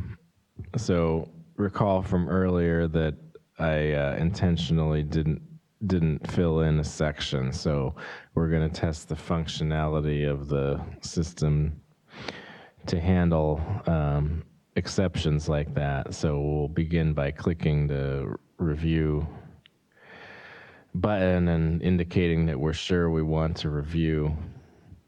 So it's going to, because we made a mistake, that's the giveaway. Submit button is not available for me yet, which gives me a feeling that there will be some flags down here. So if I take a look, yeah, so there's a number of things here actually. Disposal allocations. It's telling me I need to answer this methodology question. I think that might be an error. Sort of on our end that we'll need to look at. Green material allocations.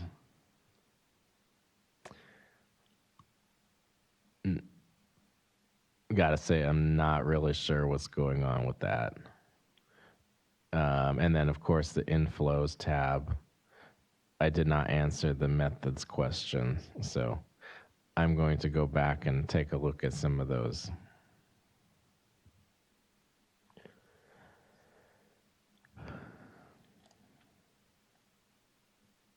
Okay, so now I'm going to answer the methods questions because it told me I didn't.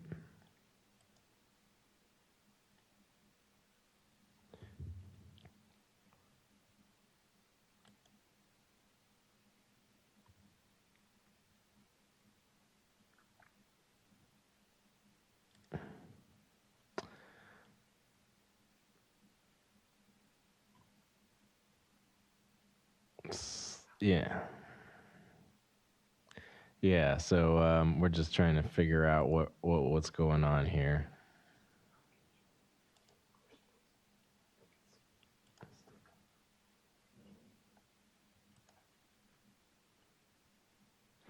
So I think we're just going to answer these questions anyway, just real fast, because the system is asking us to. this will change prior to the release. This is just one of those things we're trying to iron out here in terms of our testing. So please bear with us on that. We're going to review again.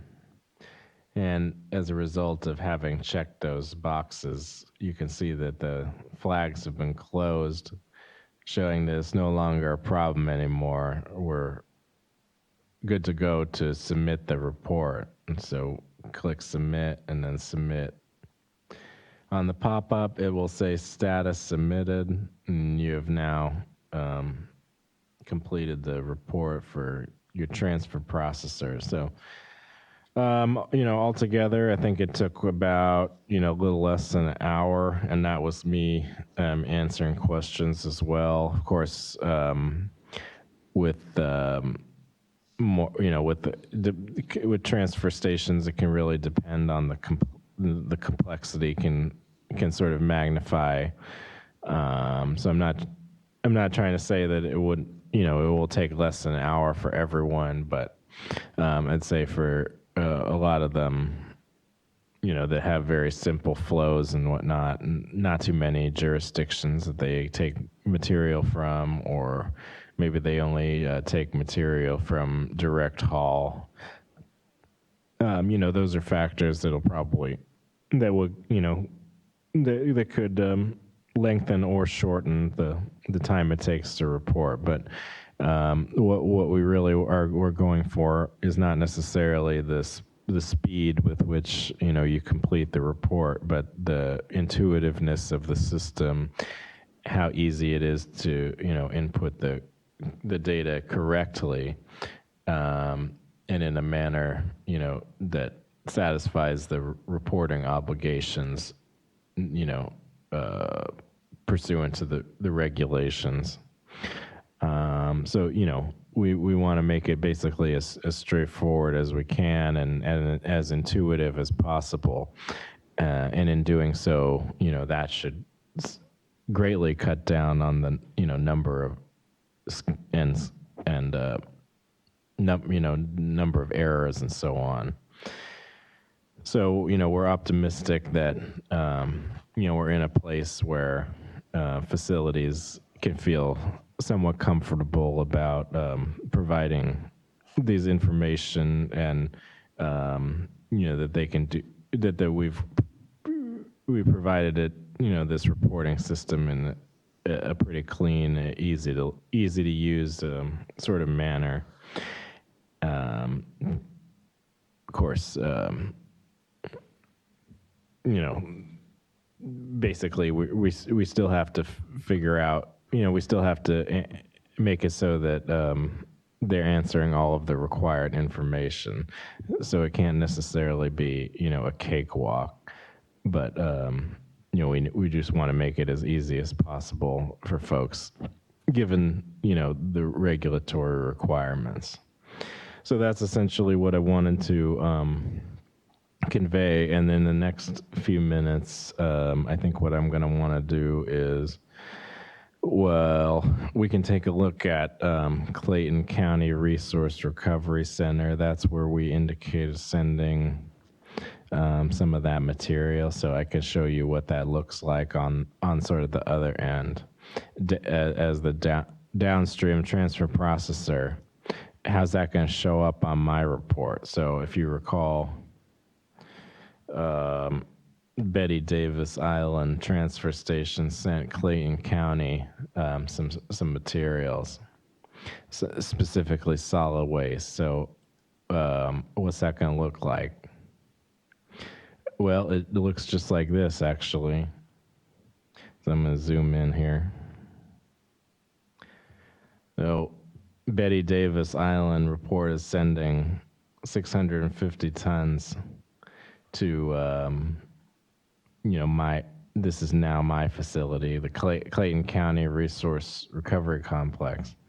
So I can either accept, that 650, I can say actually it was 649.5. They're trying to get an extra 0.5 on me or something. I can, modify that down to what I think it was. Or maybe they made some sort of egregious error. There's always the ability to, and this is some other, they typed in Clayton County, but they meant Calhoun County. So I could just straight up say, nope, I did not receive that from you. In which case, there, depending on how things shook out, there would be a reconciliation process. So you can, if I sent other material streams, for instance, potential beneficial reuse green material, that would also show up in this table 1. And then let's say while I'm at the same time I'm looking at this, someone submitted their report. If I wanted to check to see if anyone else put in, I could refresh that. And then if there were any other facilities that had reported in that interim, they would also show up. The interim meaning, since you initially created the report or established that. That gives a demonstration about what it sort of looks like to connect the outflow to an inflow. Go ahead, ma'am, with your question, please. Okay, so I have another question. Say you have a transfer station that receives waste from another transfer station, but it's one of those transfer stations that's like under 100 tons or, under the limit to be registered in there. So, you say you accepted 20 tons from this tiny, tiny transfer station out in the middle of nowhere. But they're not registered in the system. Can you just add their name in there? So in table 2, there is the ability to add, click on facility is not in this list. And you can actually, say if, for instance, let's say there was some transfer processor out there, they, for whatever reason, they never registered, you can basically manually add them. By clicking on that facility is not in this list, and then there's some contact information that they could fill out, basically saying who it was that they received from what facility, and then the tons of each stream accepted from that. I will say though that for the limited volume transfer stations, wouldn't they report under direct haul? They would actually report under direct haul. If that were the case, it would be under table 3 in the total aggregated tons of solid waste accepted. So even though we've been advising that we bifurcate in terms of like material accepted from other transfer processors, I think what we really mean is other transfer processors who have a reporting obligation in RDRS. So yes, could we have worded that a little bit more elegantly? I suppose we could have, yeah. Does that answer your question? Just to make sure I understand, they would not be reported as an inflow. They'd be reported as direct haul. They would not be reported as a transfer processor. For the limited volume ones that don't exceed the 100 tons ever, yeah. Yeah, you'd have to report them under direct haul, and the reason being because they don't report in the system. We couldn't go back upstream and find the origin. So you just report in terms of like a jurisdiction that sent you material. If you knew where the transfer station was from, you just use their facility. Or if you had more information, you could do that too. But because it's such small amounts and they don't report in the system, you'd report it under direct haul. And their jurisdiction would be where they're located. Well, most likely, unless you had more information. But yeah, it'd probably be where they're located. Because unless you get their records and they send them to you like quarterly, you could do that too. You could like break down the 100 tons or whatever it is and say it came from these specific jurisdictions in your direct haul. Okay. All right. Any other questions from in the room? Seeing none, I'm going to continue and go to the next reporting entity type we'll be discussing this morning, and that is going to be disposal facilities. So I'm going to zoom out just so because I need the left-hand navigation bar for this. This is back in the registration module in the select or switch organization /site homepage. Now I'm going to take a look at a disposal facility. So there was a reason why we sent the material to Kanagawa landfill, and that's because we're also going to be filing a report for that entity as well. So just like all the other examples, you'll want to click quarterly reports, add report, and in this case, quarter 3, 2019. Select an applicable exemption if you have one. Otherwise, you would be required to report. Click save or press enter to load the quarterly report, and you can see the various tabs on there. Now, disposal facilities, permitted disposal facilities report at any ton it's disposed. So that's their threshold. They'll also need to provide information about the material that they receive, any material that they might send out, which is possible. Even though, most folks think that once something hits a landfill, that's basically where it's going to stay. There are some circumstances where material, leaves the landfill site for somewhere else. Maybe the landfill is a point actually where materials are aggregated and then sent somewhere else. So just because it goes to landfill doesn't necessarily mean it's going in the hole. It could go somewhere else. So we built in functionality to, of course, account for that.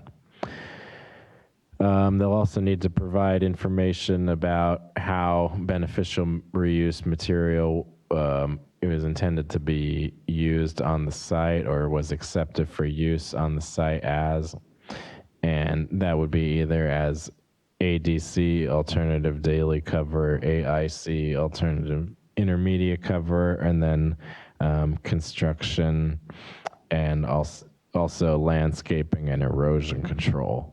So those are basically the 4 categories that they would identify how the beneficial reuse was accepted for use as.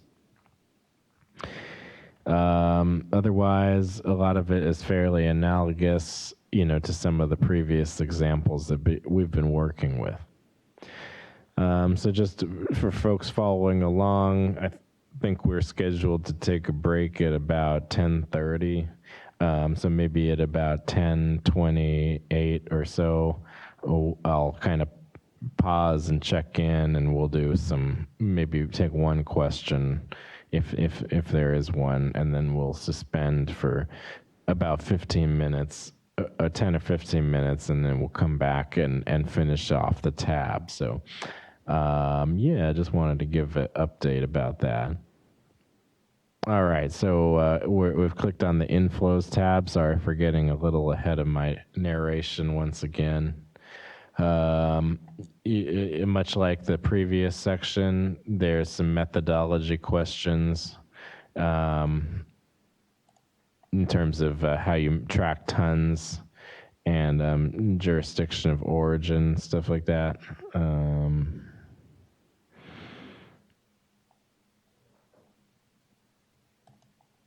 So yeah, you'll go on, answer those questions. And scrolling down, in our last example, if you recall, Betty Davis Island transfer station, we sent material to Kanagawa landfill. We sent solid waste. We sent disaster debris we sent green material and a non-green material for beneficial reuse, ash. So what we're going to actually do in this example is, let's say that out of that 5,000 tons, well, let's just go ahead and accept this right off the bat. So we concur that the 10,000 tons of disaster debris that was sent was accepted and disposed at the facility. So checking that, basically confirms that flow of material. Of course, disaster debris doesn't have jurisdiction of origin associated with it, but it does it does essentially confirm still that you received and disposed that tonnage. So we're going to do something with green material, beneficial. It turns out that actually out of that 5,000 tons, unfortunately, 150 tons of that was not acceptable for use as ADC and had to be backed out of the gate and brought in as solid waste and was charged to the account in that way. So instead of accepting 5,000 tons of green material from Betty Davis Island, it turned out it was only 4,850. So we're gonna modify that down a little bit. So it's gonna, have an I informational item saying it was modified, and then instead I said it was brought in as solid waste. So instead of 350, we're gonna say 500. All right, and then of the 250 ash, we're going to just go ahead and say, yeah, that's fine.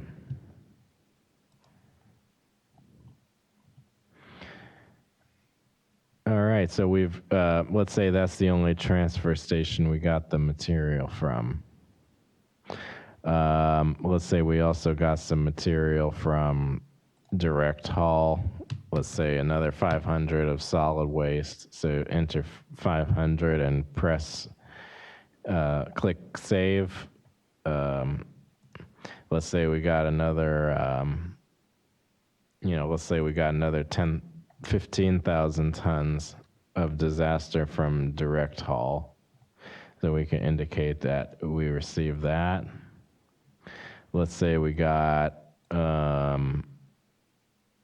let's say we got 600 from direct haul, green material, beneficial reuse.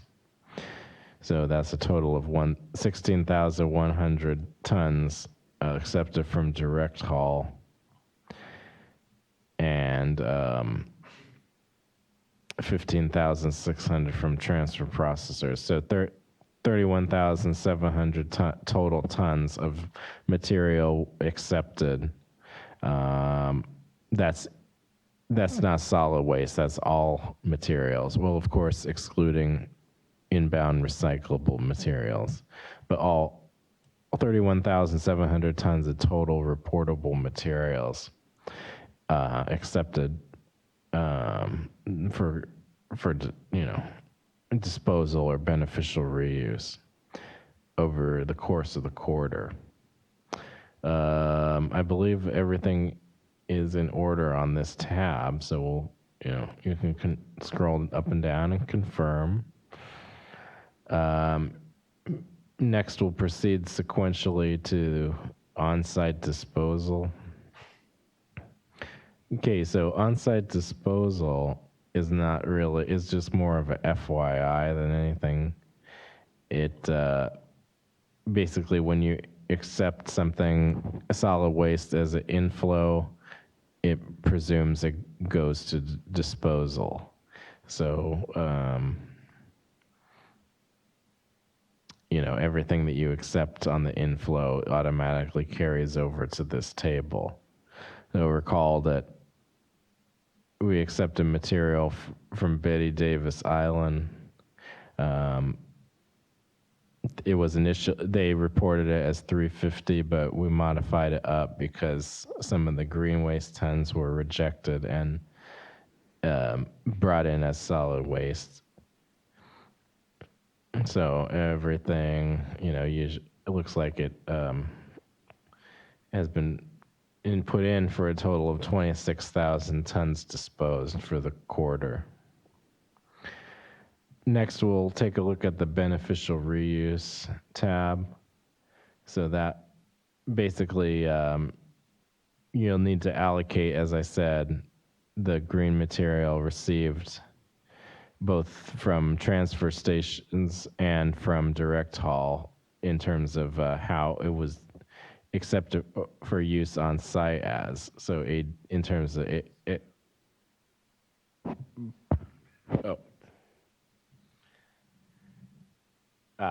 okay. So we had to zoom out a little bit, but there is an edit button in line on this table, and you can sort of make modifications as appropriate. So it wants me for the green to do this both for the green material and non-green material. So I'll begin by entering, the appropriate tonnage. So let's say it all went to ADC. You can basically enter 4850 under ADC. That matches, what was reported as being accepted from that. And accepted 600 tons of green material from direct haul. And let's say like all 600 of that also went to ADC. So hit save, and now everything's been entered correctly. In terms of non-green beneficial, that's got to be done by material type.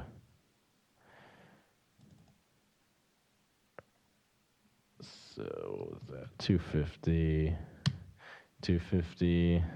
and it went in as ADC ash, 250 tons. And it was received from Betty Davis Island Transfer Station.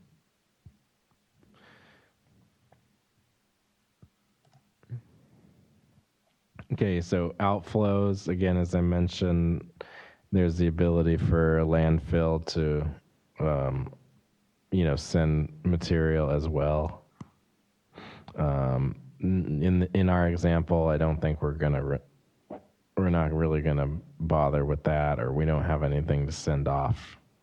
But if they, for instance, I don't know, various materials were recovered from the face or prior to being disposed and recovered for recycling, they could indicate, where that material was sent in this tab. But so far, I don't think I really want to go through all that for this example right now, but we can, maybe later or something. Okay, so I reported receiving 500 tons of solid waste from direct haul. So as the landfill, we're responsible for providing that information.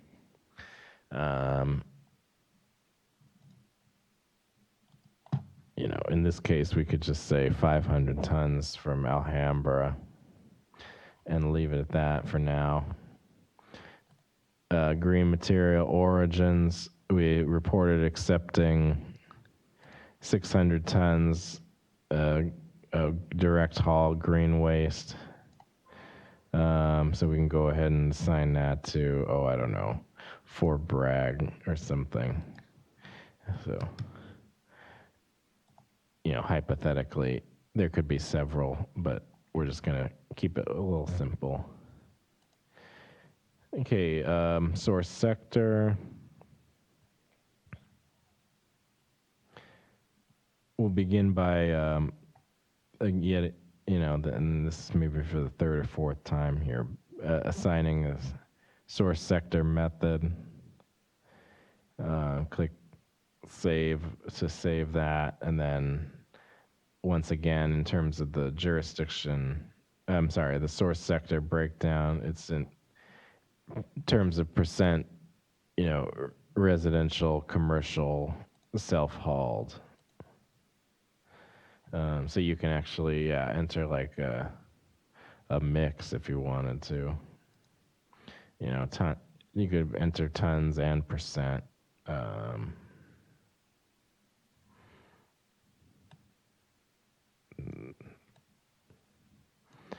So.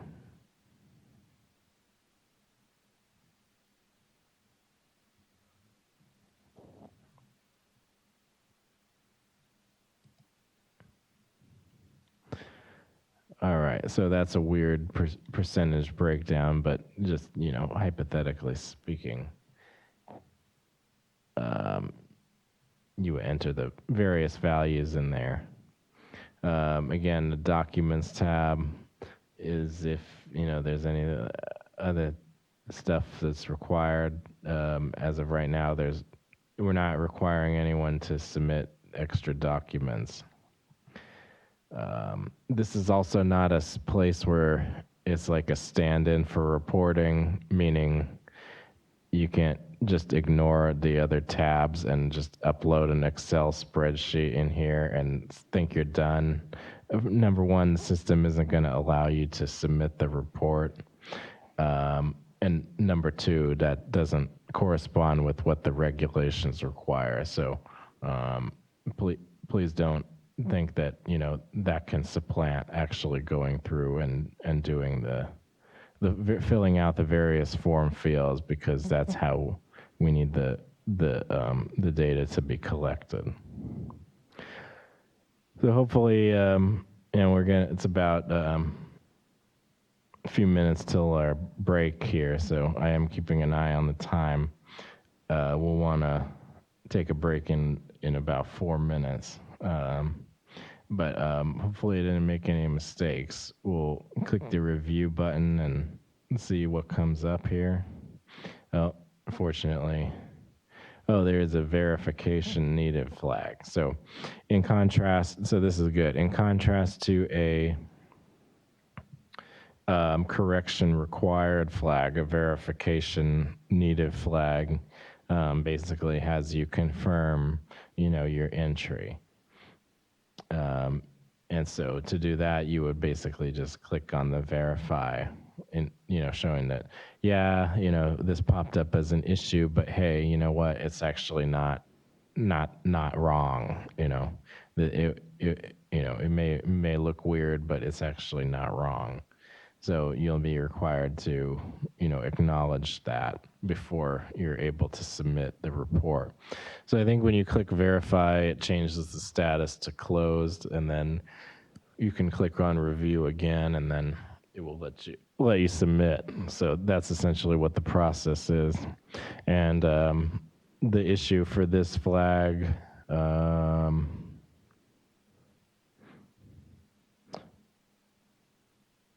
let's see what's going on here. Okay, so I think it was because we changed some of those values around quite substantially.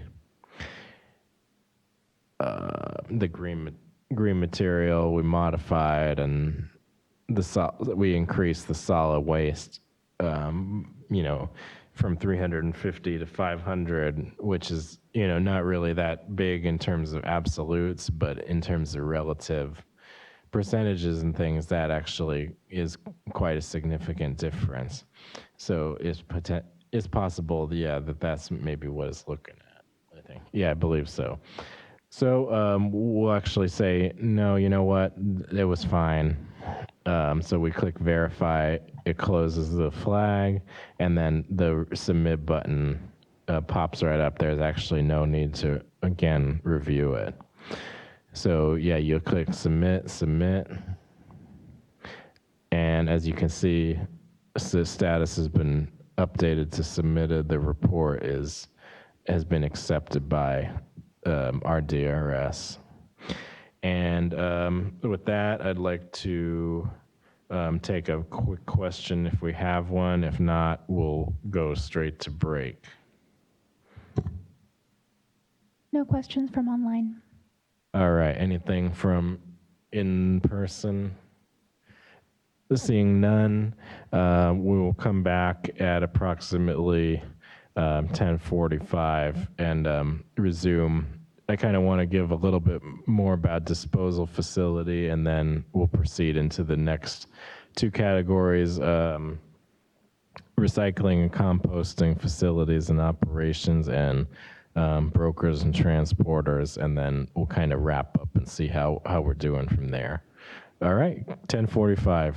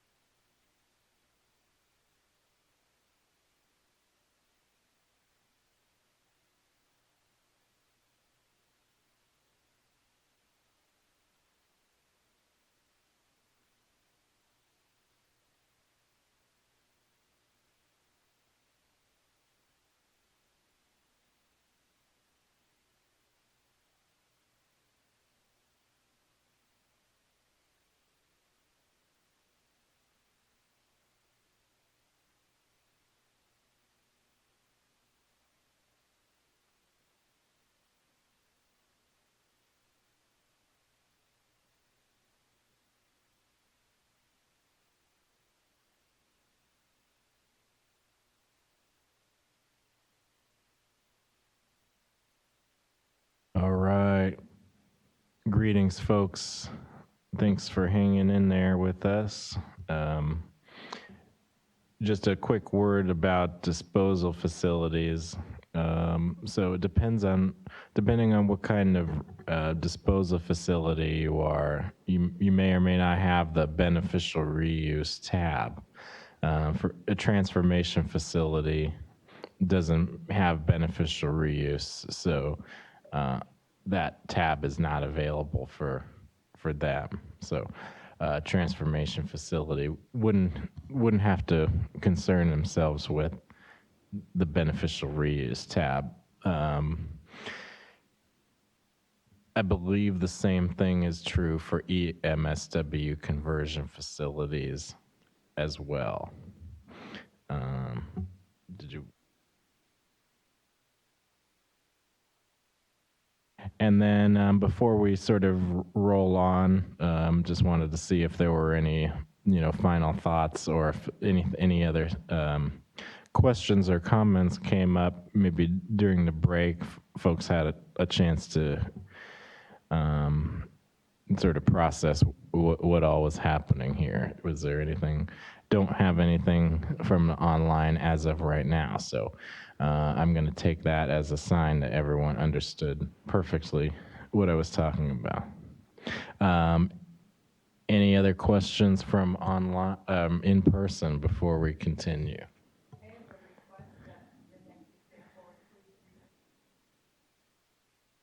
We had a request for an example to include residuals.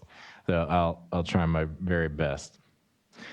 So for this next one, what we're going to be taking a look at here is for recycling and composting facilities and operations.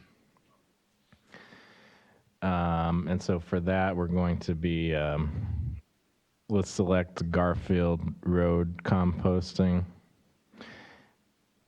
Yeah, we'll do a composting example.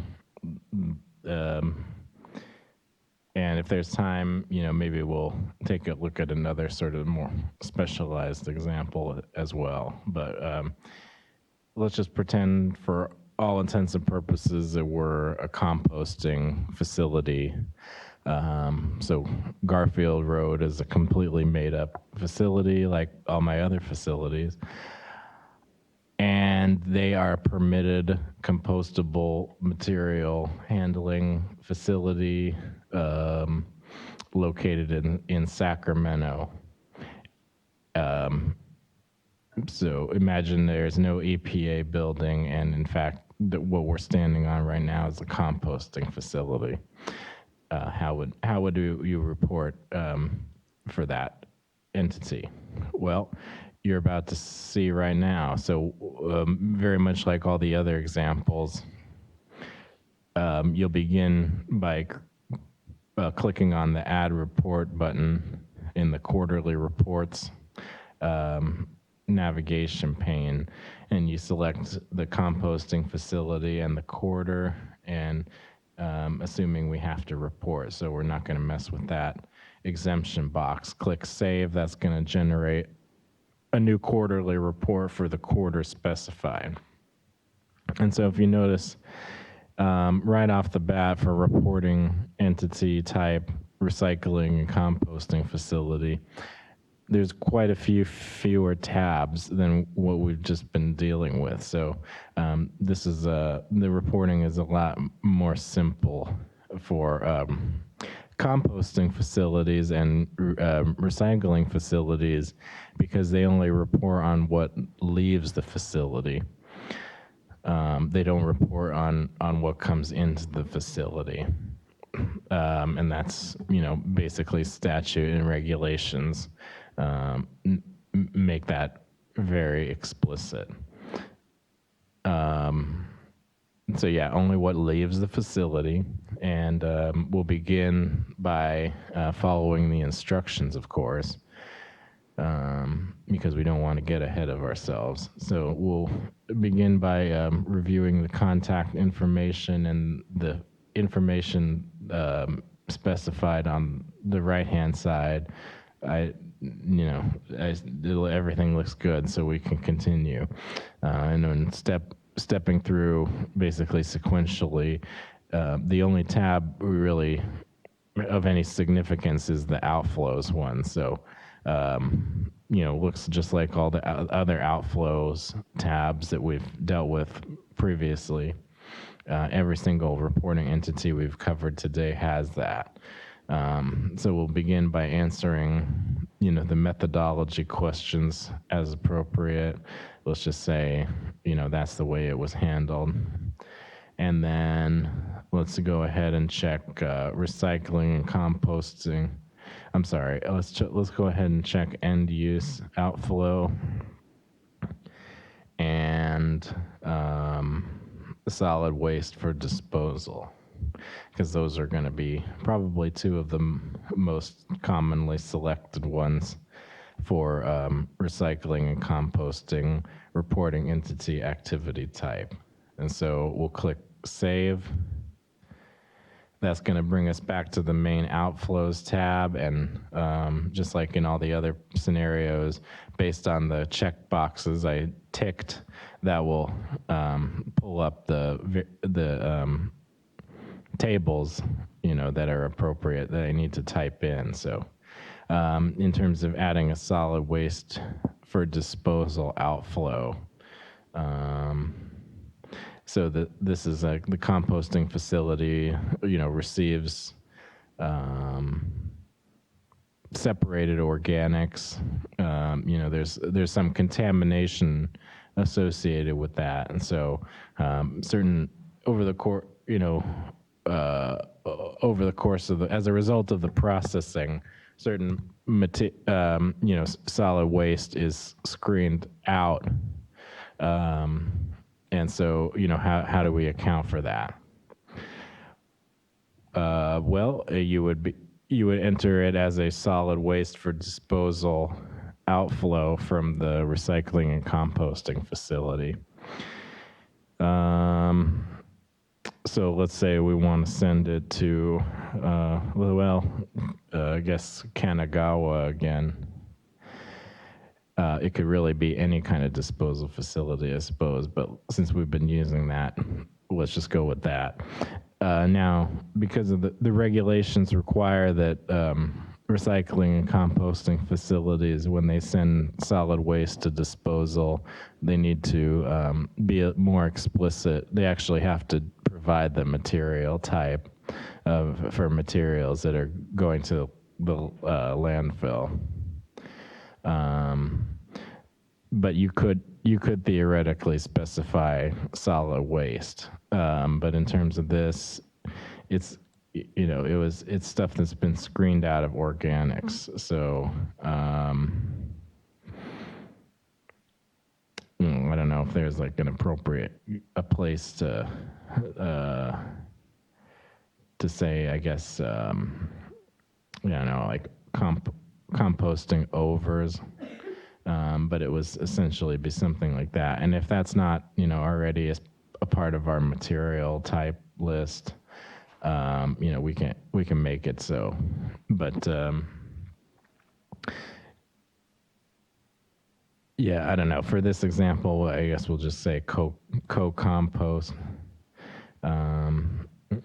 and tons sent. We'll just say like 15 tons.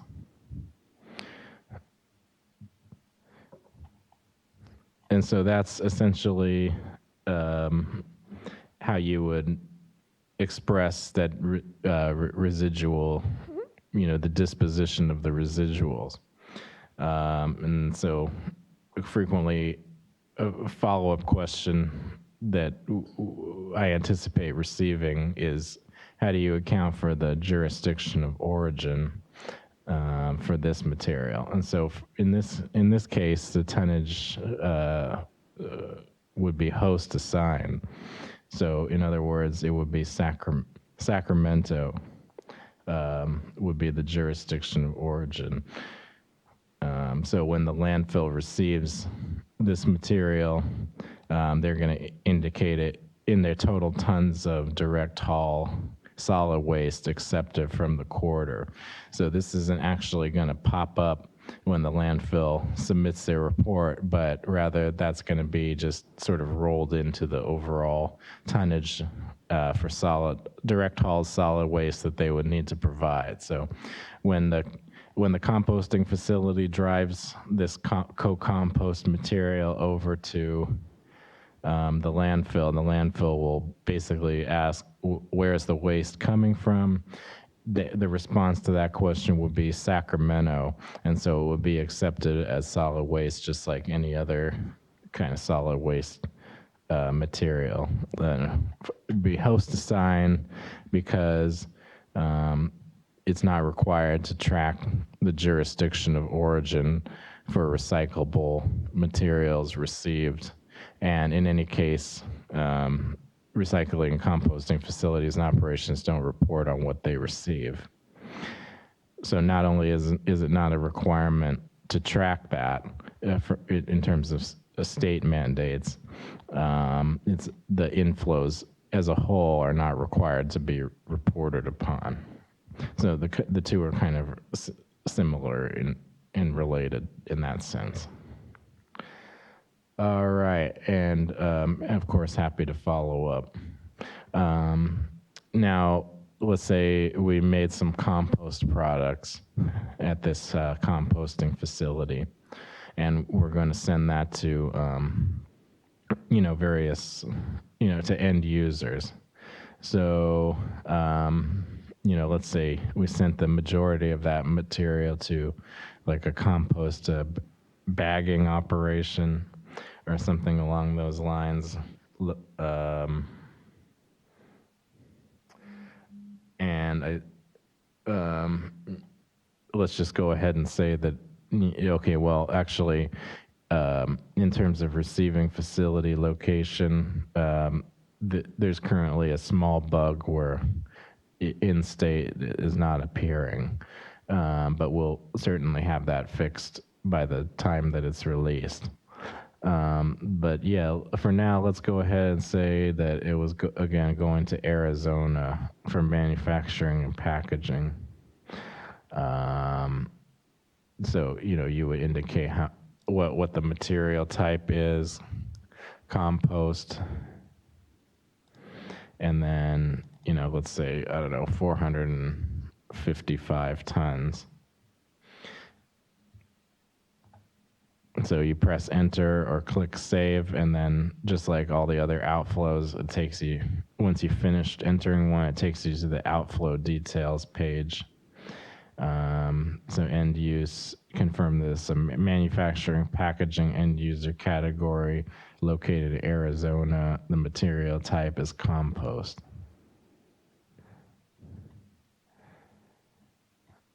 So there's basically the completed breakdown of the materials handled, reportable material handling activities throughout the quarter, the compost production, and then some of the residuals going to a disposal facility. Of course, depends on the kind of landfill, but it doesn't necessarily have to be sent out as solid waste. The residuals could be a beneficial reuse. Depends on, the specific scenario, what's screened out, and so on. But that speaks more sort to the operational practices, which RDRS doesn't prescribe in any manner.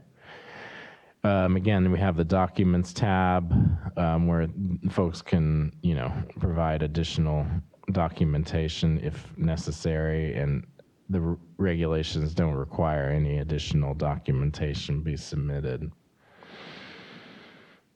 So we can remove, we can sort of, we don't have to mess with this at all. We can proceed straight on into the review and submit tab.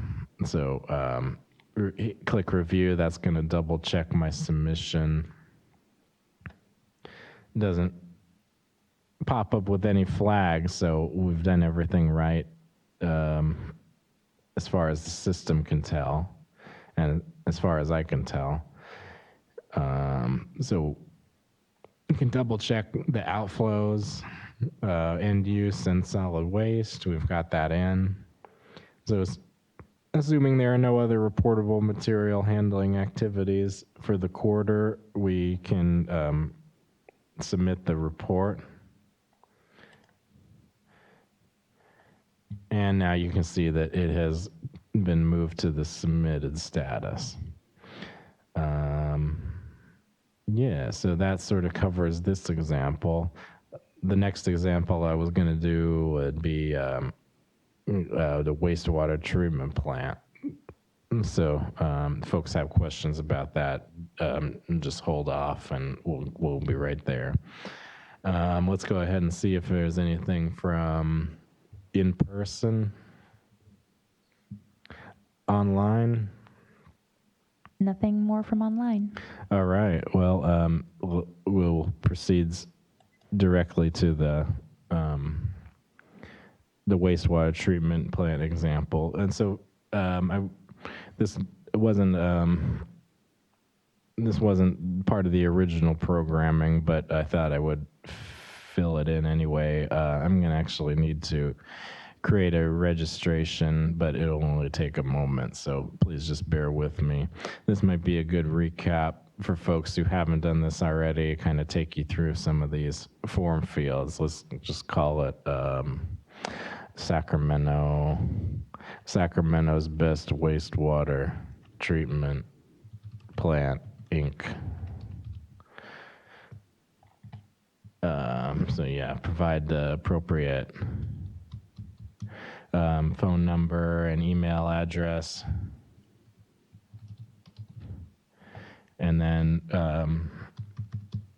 provide the physical and mailing address.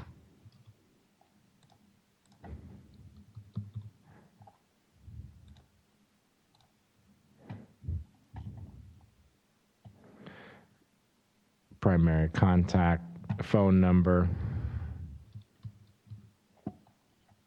And then add the reporting entity type, recycler, composter.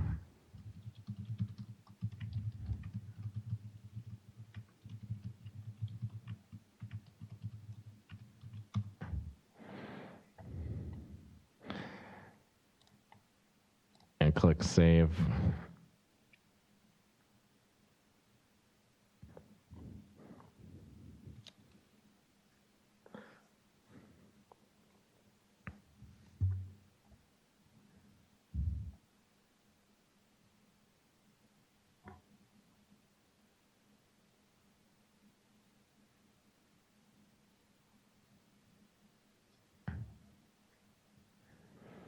Okay, so now we have a confirmation that that's good to go.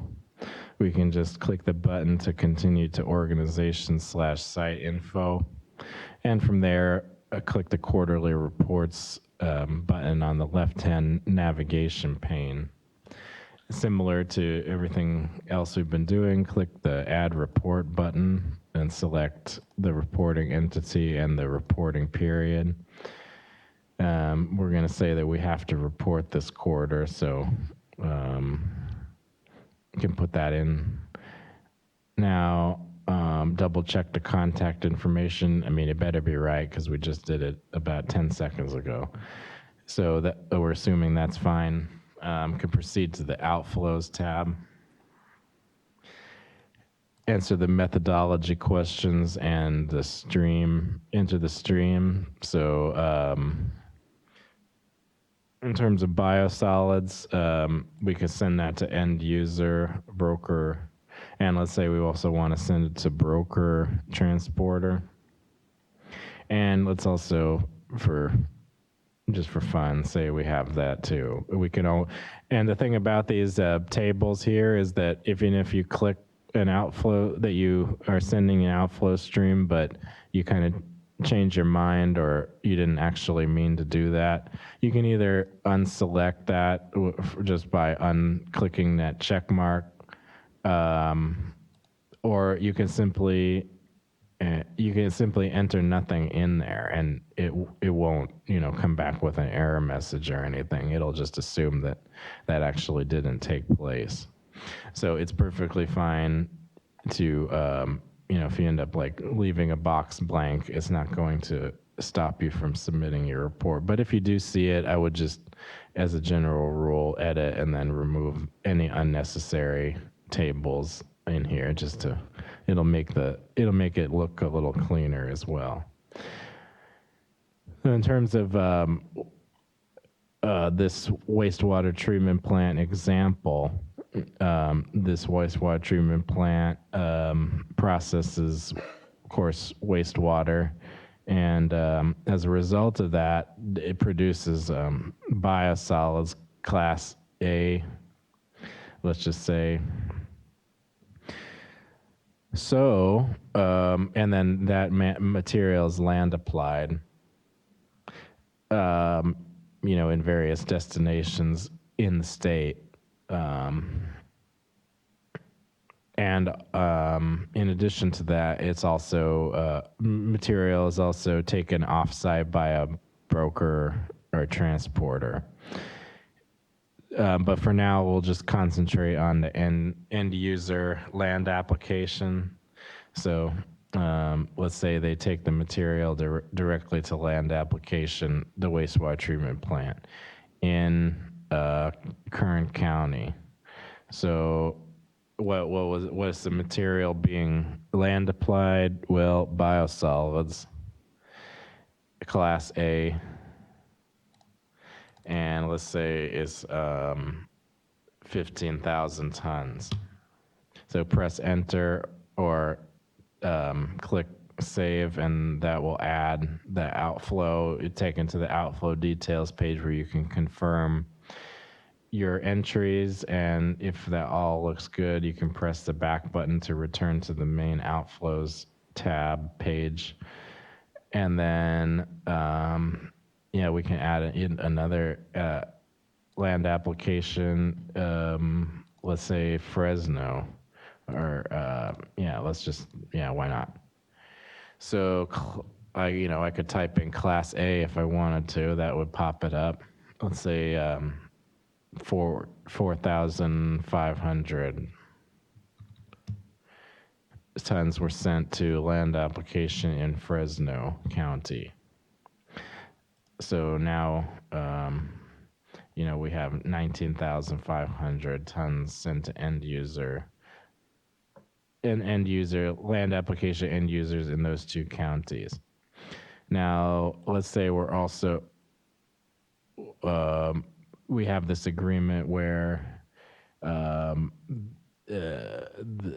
broker or transporter will come and get the biosolids, and then they determine where it gets land applied. And so there's some fraction of that where actually it's this other broker, this other entity is figuring out where it ends up actually going. And the broker could send it to solid waste disposal at a landfill, or they could land apply it if they found another place for it.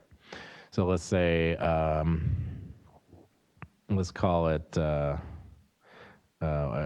Jeff's broker. We send him biosolids as well. Let's say 800 tons sent to Jeff's broker. So in this case, we're actually providing the RDRS number and contact information to receiving reporting entity, because it's going to a reporting entity as opposed to an end user. So we do have to be specific about where that material is going. Now, Jeff's broker, he has a reporting obligation now, because I've indicated sending him more than the de minimis tonnage threshold of biosolids. So Jeff would need to log in under his RD 10251 account and say, basically provide the final destination of that biosolids that the 800 tons of biosolids class A he reported receiving. In terms of either land application, again, or solid waste disposal, or maybe something else. But hopefully it's one of those two. And so lastly, yeah, solid waste for disposal. Again, you have to provide the material type.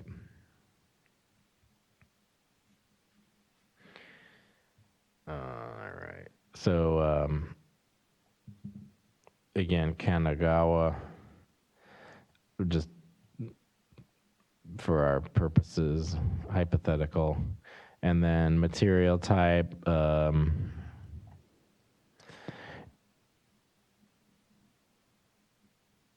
well, you know, because typically they send out what's they call grit and screenings.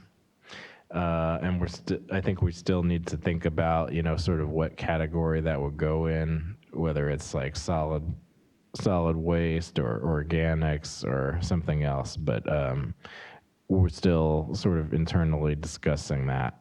But for right now, I'm just going to search inert. No. Okay, maybe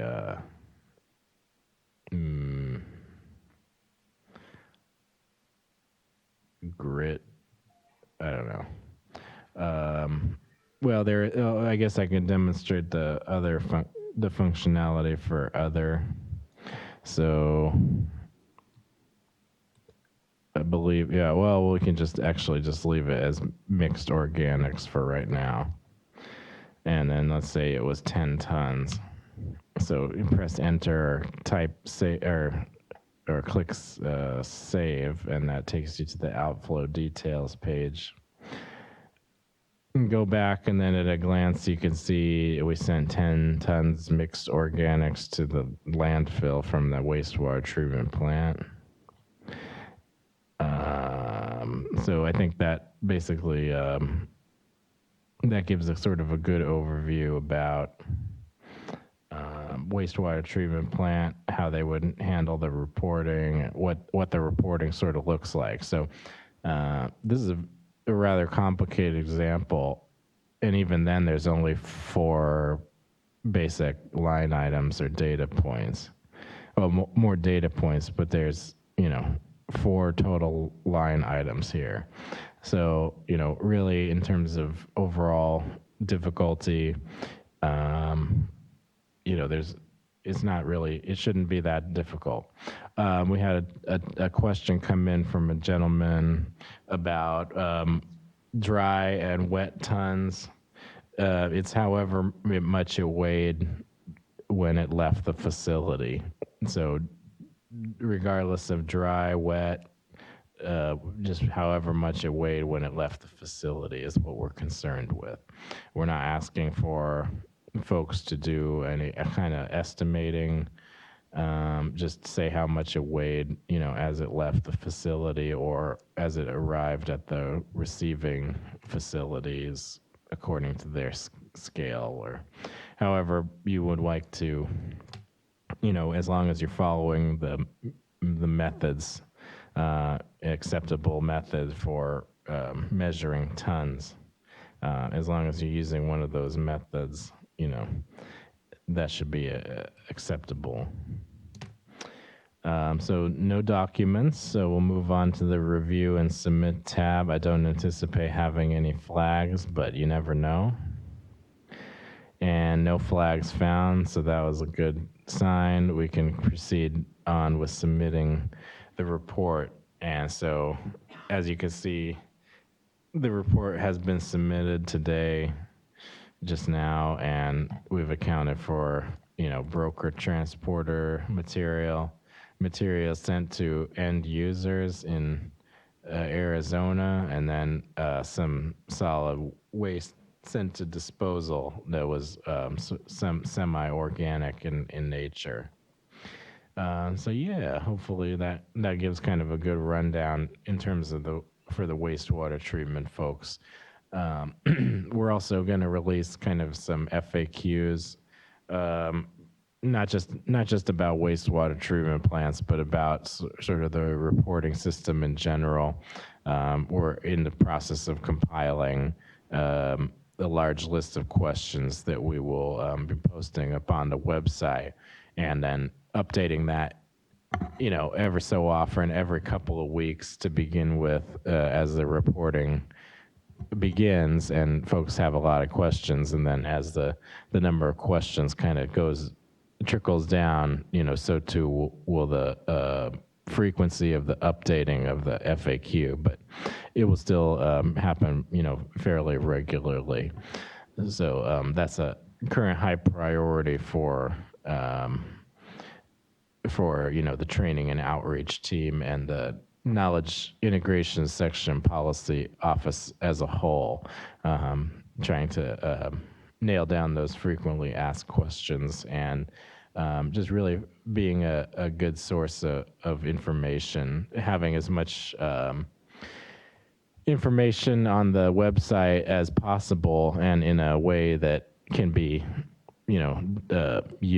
utilized best by the reporting entities. So in other words, it's in a format that, they can do some, entities can do something with, engage with, chopped up into small bits that are digestible, not trying to sort of overwhelm folks with a lot of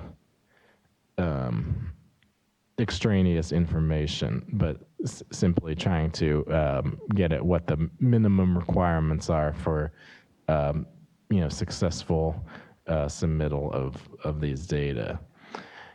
And as the reporting progresses, based on some of the issues that we encounter, we'll be able to fine-tune some of the responses and provide additional guidance as needed. So, but really, now is a good time to get a lot of the questions you might have cleared up. And speaking of questions, let's see if we have any in the room. Yes, ma'am, please. Back to the previous question, wet versus dry, and say regardless whether it's a wastewater treatment plant or trash or something like that, say the original facility reports, just for sake of this question, 100 tons, right? And then the landfill receives only 75 because 25% of it was water weight, let's just say, and it dried out between driving. And it creates this discrepancy between what was received versus what was originally reported. The original reporter, does it pop up with them? Do they have to rectify that discrepancy somehow, or is it just out there? So like when the landfill changes the weights like you did previously, does that cause some other step for the original reporting party to somehow rectify? Excellent question. My understanding is that, in terms of the philosophy for submitting the reports, if it was in fact 75 tons when it left, and the reporting entity who sent it out attested to that, I'm sorry, or 100 tons, I guess, and it was 100 tons when it left the facility. So for that, for that reporting entity, that is an accurate figure, and they shouldn't have to come along and amend the report to account for other, for loss of like water weight in transit and so on. So I think that the upstream facility is still okay in reporting a larger number than the downstream facility. It's only when those discrepancies are very large, I think, in nature that we would want to follow up a little bit more closely, but I think Peter wanted to jump in on this. Yes, so Stephen's pretty right, but what we plan to do is that if there's a large discrepancy after the upstream facility is submitted and the downstream facility is submitted, and this is after the reporting period is done for a quarter, it'll look at that stream and say if there's a greater than 20% difference for all the streams. Again, it's not just solid waste, it's all the 3 different solid waste material or waste material type streams, beneficial reuse streams, so the total of 5 streams, and then it would send basically an email to both parties. And there's a flag section in your organization's site that's not in this quarterly report part, but when you saw that previous screen where you like do your registration information, there'll be a flag section there, and you'll see a flag, and it'll just say, is this okay? And this is more for like larger differences. I think in your case, it wouldn't pop that up because it wasn't a big enough difference. It was only like 200 tons. I'd have to look at the percentage, but it's more of an FYI to reporters to say there's a big difference and is it okay? But it won't stop you from submitting your report because it looks at it after the reports have been submitted. And then in terms of, you had another question, would the upstream facility see like the difference, or when somebody reported, I think it was accepting material and it was different. Right now, we don't have that in the system. We hope to add that later in the future on down the line. It'd be more like in another, like next year, but we don't have that right now. So like the sender will not we'll see that the receiver accepts the material and the amounts. So we don't have that, unfortunately, but we hope to add that in the future. Does that help, or feel free to add on if you like. Let's see, any other hands up in here? Okay, let's see. I think we had a couple questions about wastewater treatment plant. Please go ahead whenever. We have a question. It begins, the regulations seem to include wastewater treatment, wastewater treatment facilities under recycling composting facilities. The presentation seems to indicate wastewater treatment will have a separate reporting category. And what about the wastewater treatment plants that have a limited volume transfer permit?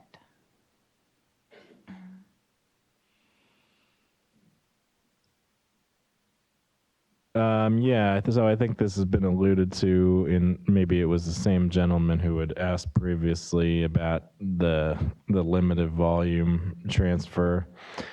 I think, that in general, the baseline tonnage thresholds still apply if more than 100 tons, of reportable materials is leaving the site in any given quarter. You would need to, register and report with that limited volume EA notification tier permit. That lends me to thinking that it would need to be registered as a transfer processing facility with a dependent recycler / composting reporting entity activity on the site. I'm happy to follow up with this gentleman, but yeah, I mean, it's very often the case that that a wastewater treatment plant actually does not have any permitting, not even a limited volume transfer permit. So the rulemaking was originally, geared for them to report as a recycler / composter. We envision most wastewater treatment plants would report under that reporting entity type. So I think I may have lost track of the question somewhere, but I think, yeah, that essentially summarizes it. I think. That was mostly it. Can you confirm that we're reporting in U.S. tons? Yes, U.S. short tons, meaning 2,000 pounds per ton. Thank you. Excellent question. And then I was going to say one other thing, and then I got a little sidetracked, so apology. Oh, I remember. Apparently some folks, I don't know, here and there, we've been hearing on the email that folks are encountering difficulties with the video feed browser. So I think Internet Explorer and it does not work very well with our webcasting software. So you might want to try another browser like Edge or Google Chrome.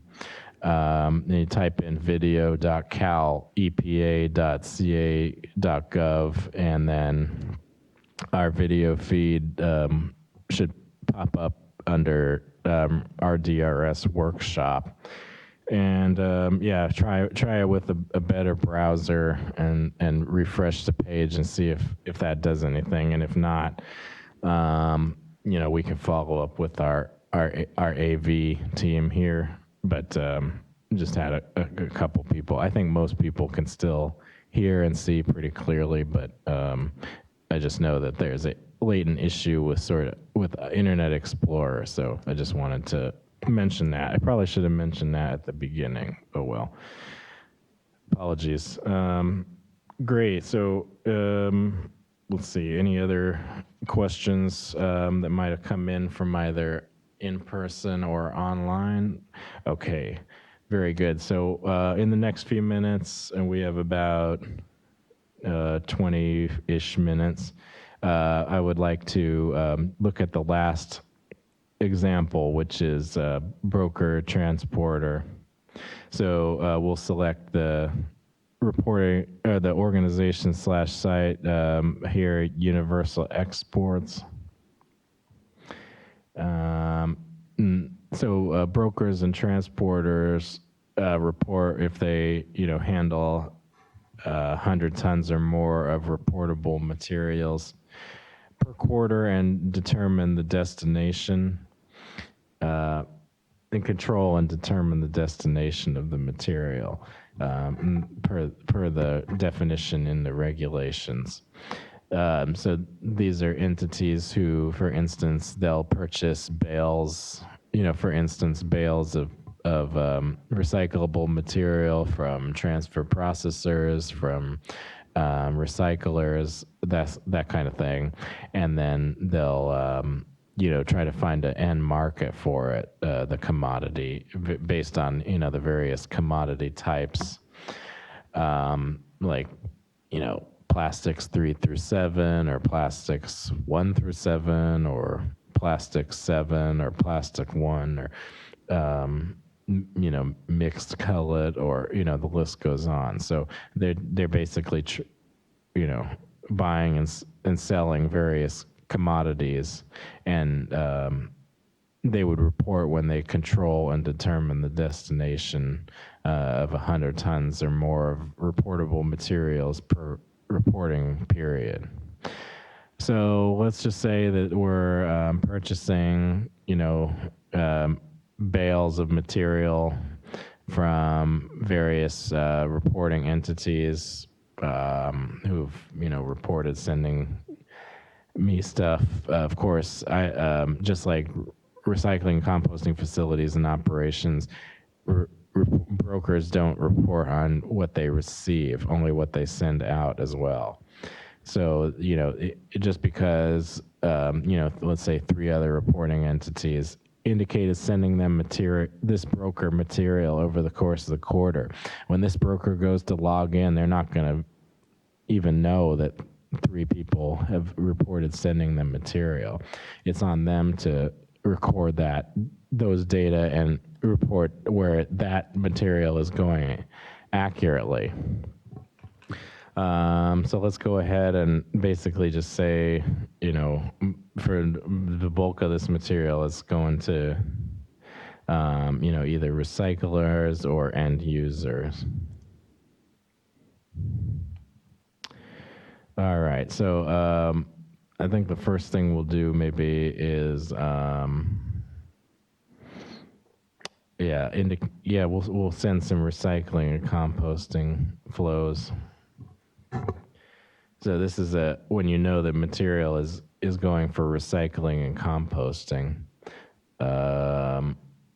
Let's say it's going to I don't know, mix some kind of like mixed bales of plastic to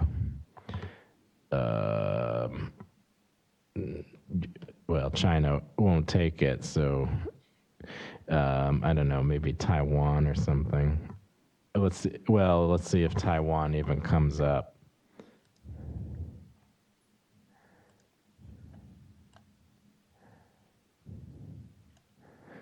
Oh, sure does.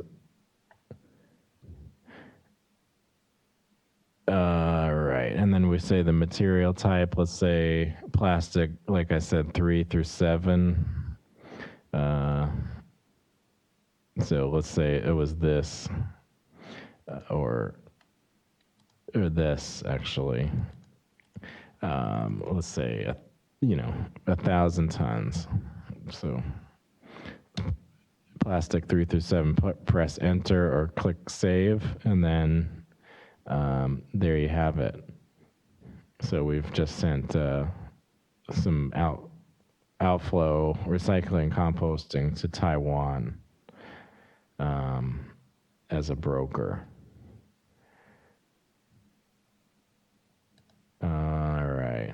Let's say we also purchase, like a finished commodity such as like PET flake or pellets, and that was going to a manufacturer located in, I don't know, Idaho.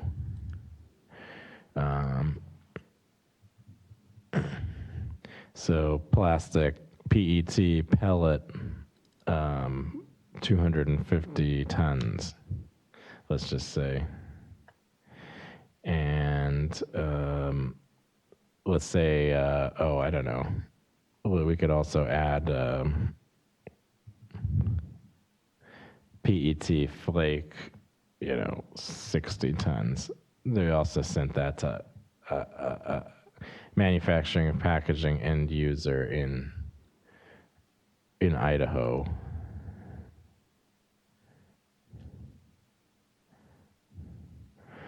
All right.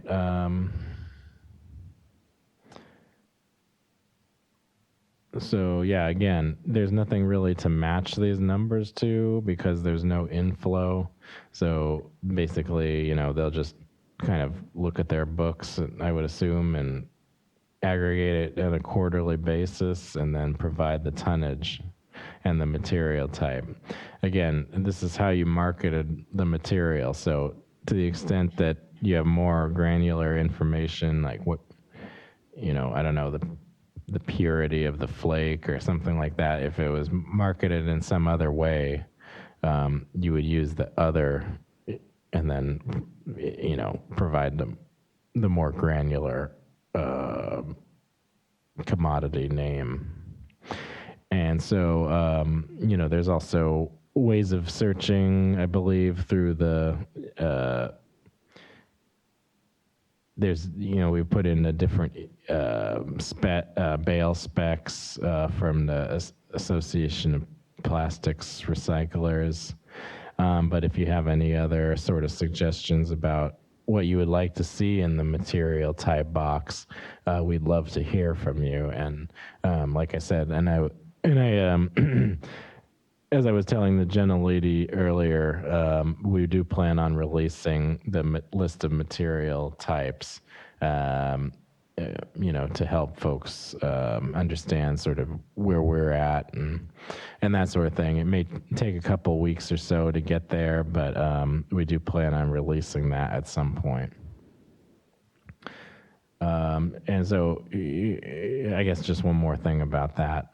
Our thinking was we were trying to combine, the material types from as many data sources as possible. So it's, in some cases, there's quite a very exhaustive, granular list, for instance, like the paper products and things like that, because we had a lot of good documentation about how paper is marketed.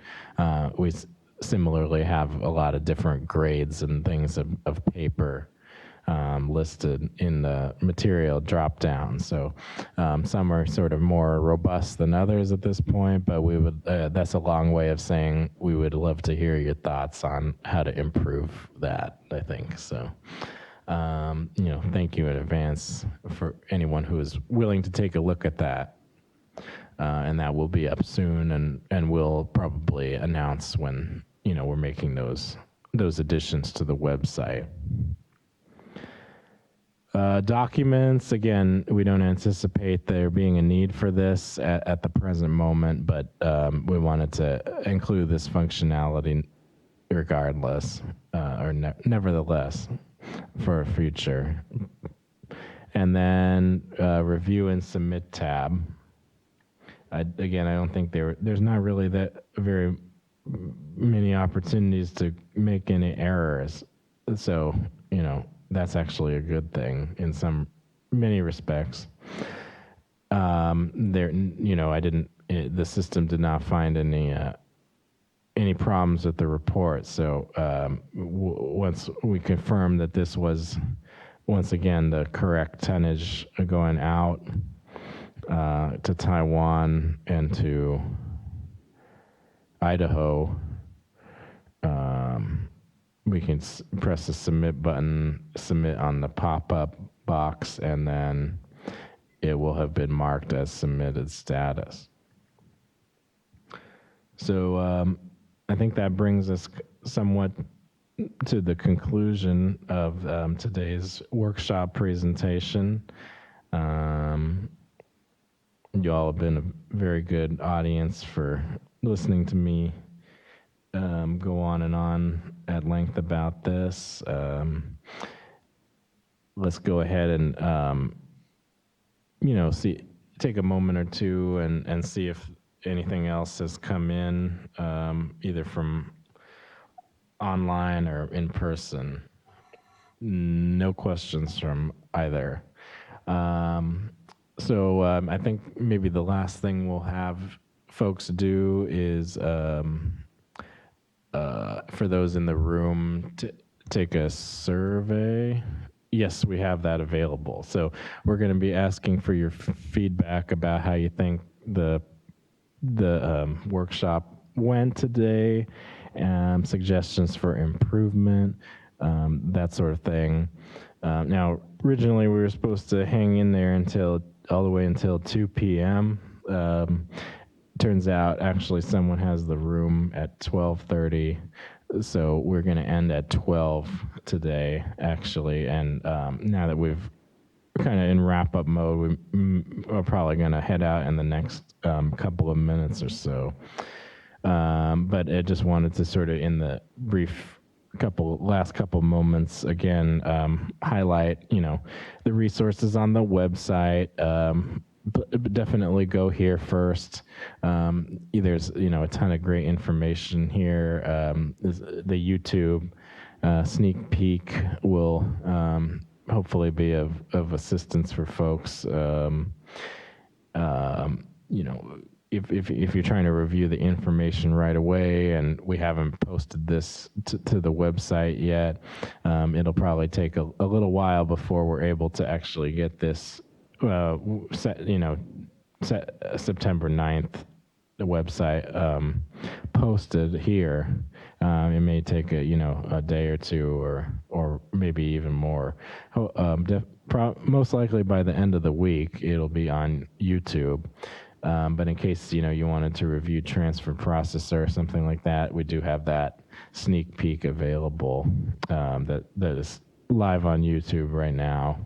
And it'll take you through some of the tabs. Actually, all of the tabs in a bit more organized fashion than even I did in this presentation, because I sort of just did it on the fly, whereas with that one, I was a little bit more methodical about it. So you can look forward to us releasing some additional reporting entity-specific training videos that are much more polished than the one I have done, here over the course of today. My wonderful, intrepid colleagues have been, very hard at work making these great content for you, and I promise that you'll be blown away by how that turns out. So when that appears, it will probably be somewhere in this training and outreach section, and we'll definitely make sure to highlight that good work, up here in the news and recent events bar. So with that in mind, hopefully that gives folks a good preview about what all is involved when it comes to the reporting, October, November, and December. We've covered all of the reporting entities, in the system, and kind of explained what all needs to happen. So what we've done, just to kind of put a bow on everything, is, over the course of this year, gotten folks up to speed with our, continued and sustained efforts to, make every effort to engage with the people who are actually going to be interfacing with the system directly. So, the data entry people and their their managers and supervisors. We've been really working on engaging, and I think the number of workshops here is definitely a testament to our having made every effort to really be there for the regulated community and those who we expect to file quarterly reports. So we would, I guess I'll close on this note. Go ahead, please. I just have one more quick question or request. In addition to the list of commodities that you have listed, if you could also put out for each of those tables where you have things you have to click on, like just for example, like self-haul, commercial, residential, that you have some list of what those are as far as what is in that table, and then maybe a cross-reference to where we can find the definitions or requirements for each of those things you have to click. Certainly, madam. We'll make every effort to do that. We are adding additional sort of explaining functionality. I'm just going to kind of give a little bit of a preview here, but these little question marks, you can click on it and it tells you sort of what exactly we mean. Is that the sort of context-specific help that you would be wanting to have included in terms of like next to the commercial, next to the residential, next to self-haul? Yeah, but maybe in advance, like on just like a handout or something, because a lot of us are going to have to be taking this information and converting it or matching it up to our codes in our systems so that they can try to create some type of report from our system that translates to yours. Yeah. I mean, I'll make every effort I can to assist in that regard. Thank you. So yeah, as I was getting ready to say, we've made every effort to try our best to engage with the regulated community, and what we would ask in return is that the regulated community just be very diligent in holding up their side of the bargain, which is to actually fill out and submit the reporting on time and accurately. So we just want to put that out there as kind of a there's kind of two sides to this here. So, there's the people who are designing the data system, but then also, what's most important at the end of the day is the user and the user experience and, how well the user is able to engage. So, just wanted to say thank you to everyone who's been instrumental in that. Both CalRecycle staff and members of the public. And please join us on the 18th in Diamond Bar, and we'll be talking about this similar kind of presentation format and everything, just a little bit of change of venue, maybe different people, different comments, just trying to solicit as much feedback as possible, so we can really get a system that everyone will, feel confident about their ability to report. So with that, we'll call the meeting a bit early. Thank you so much for participating, and have a wonderful day.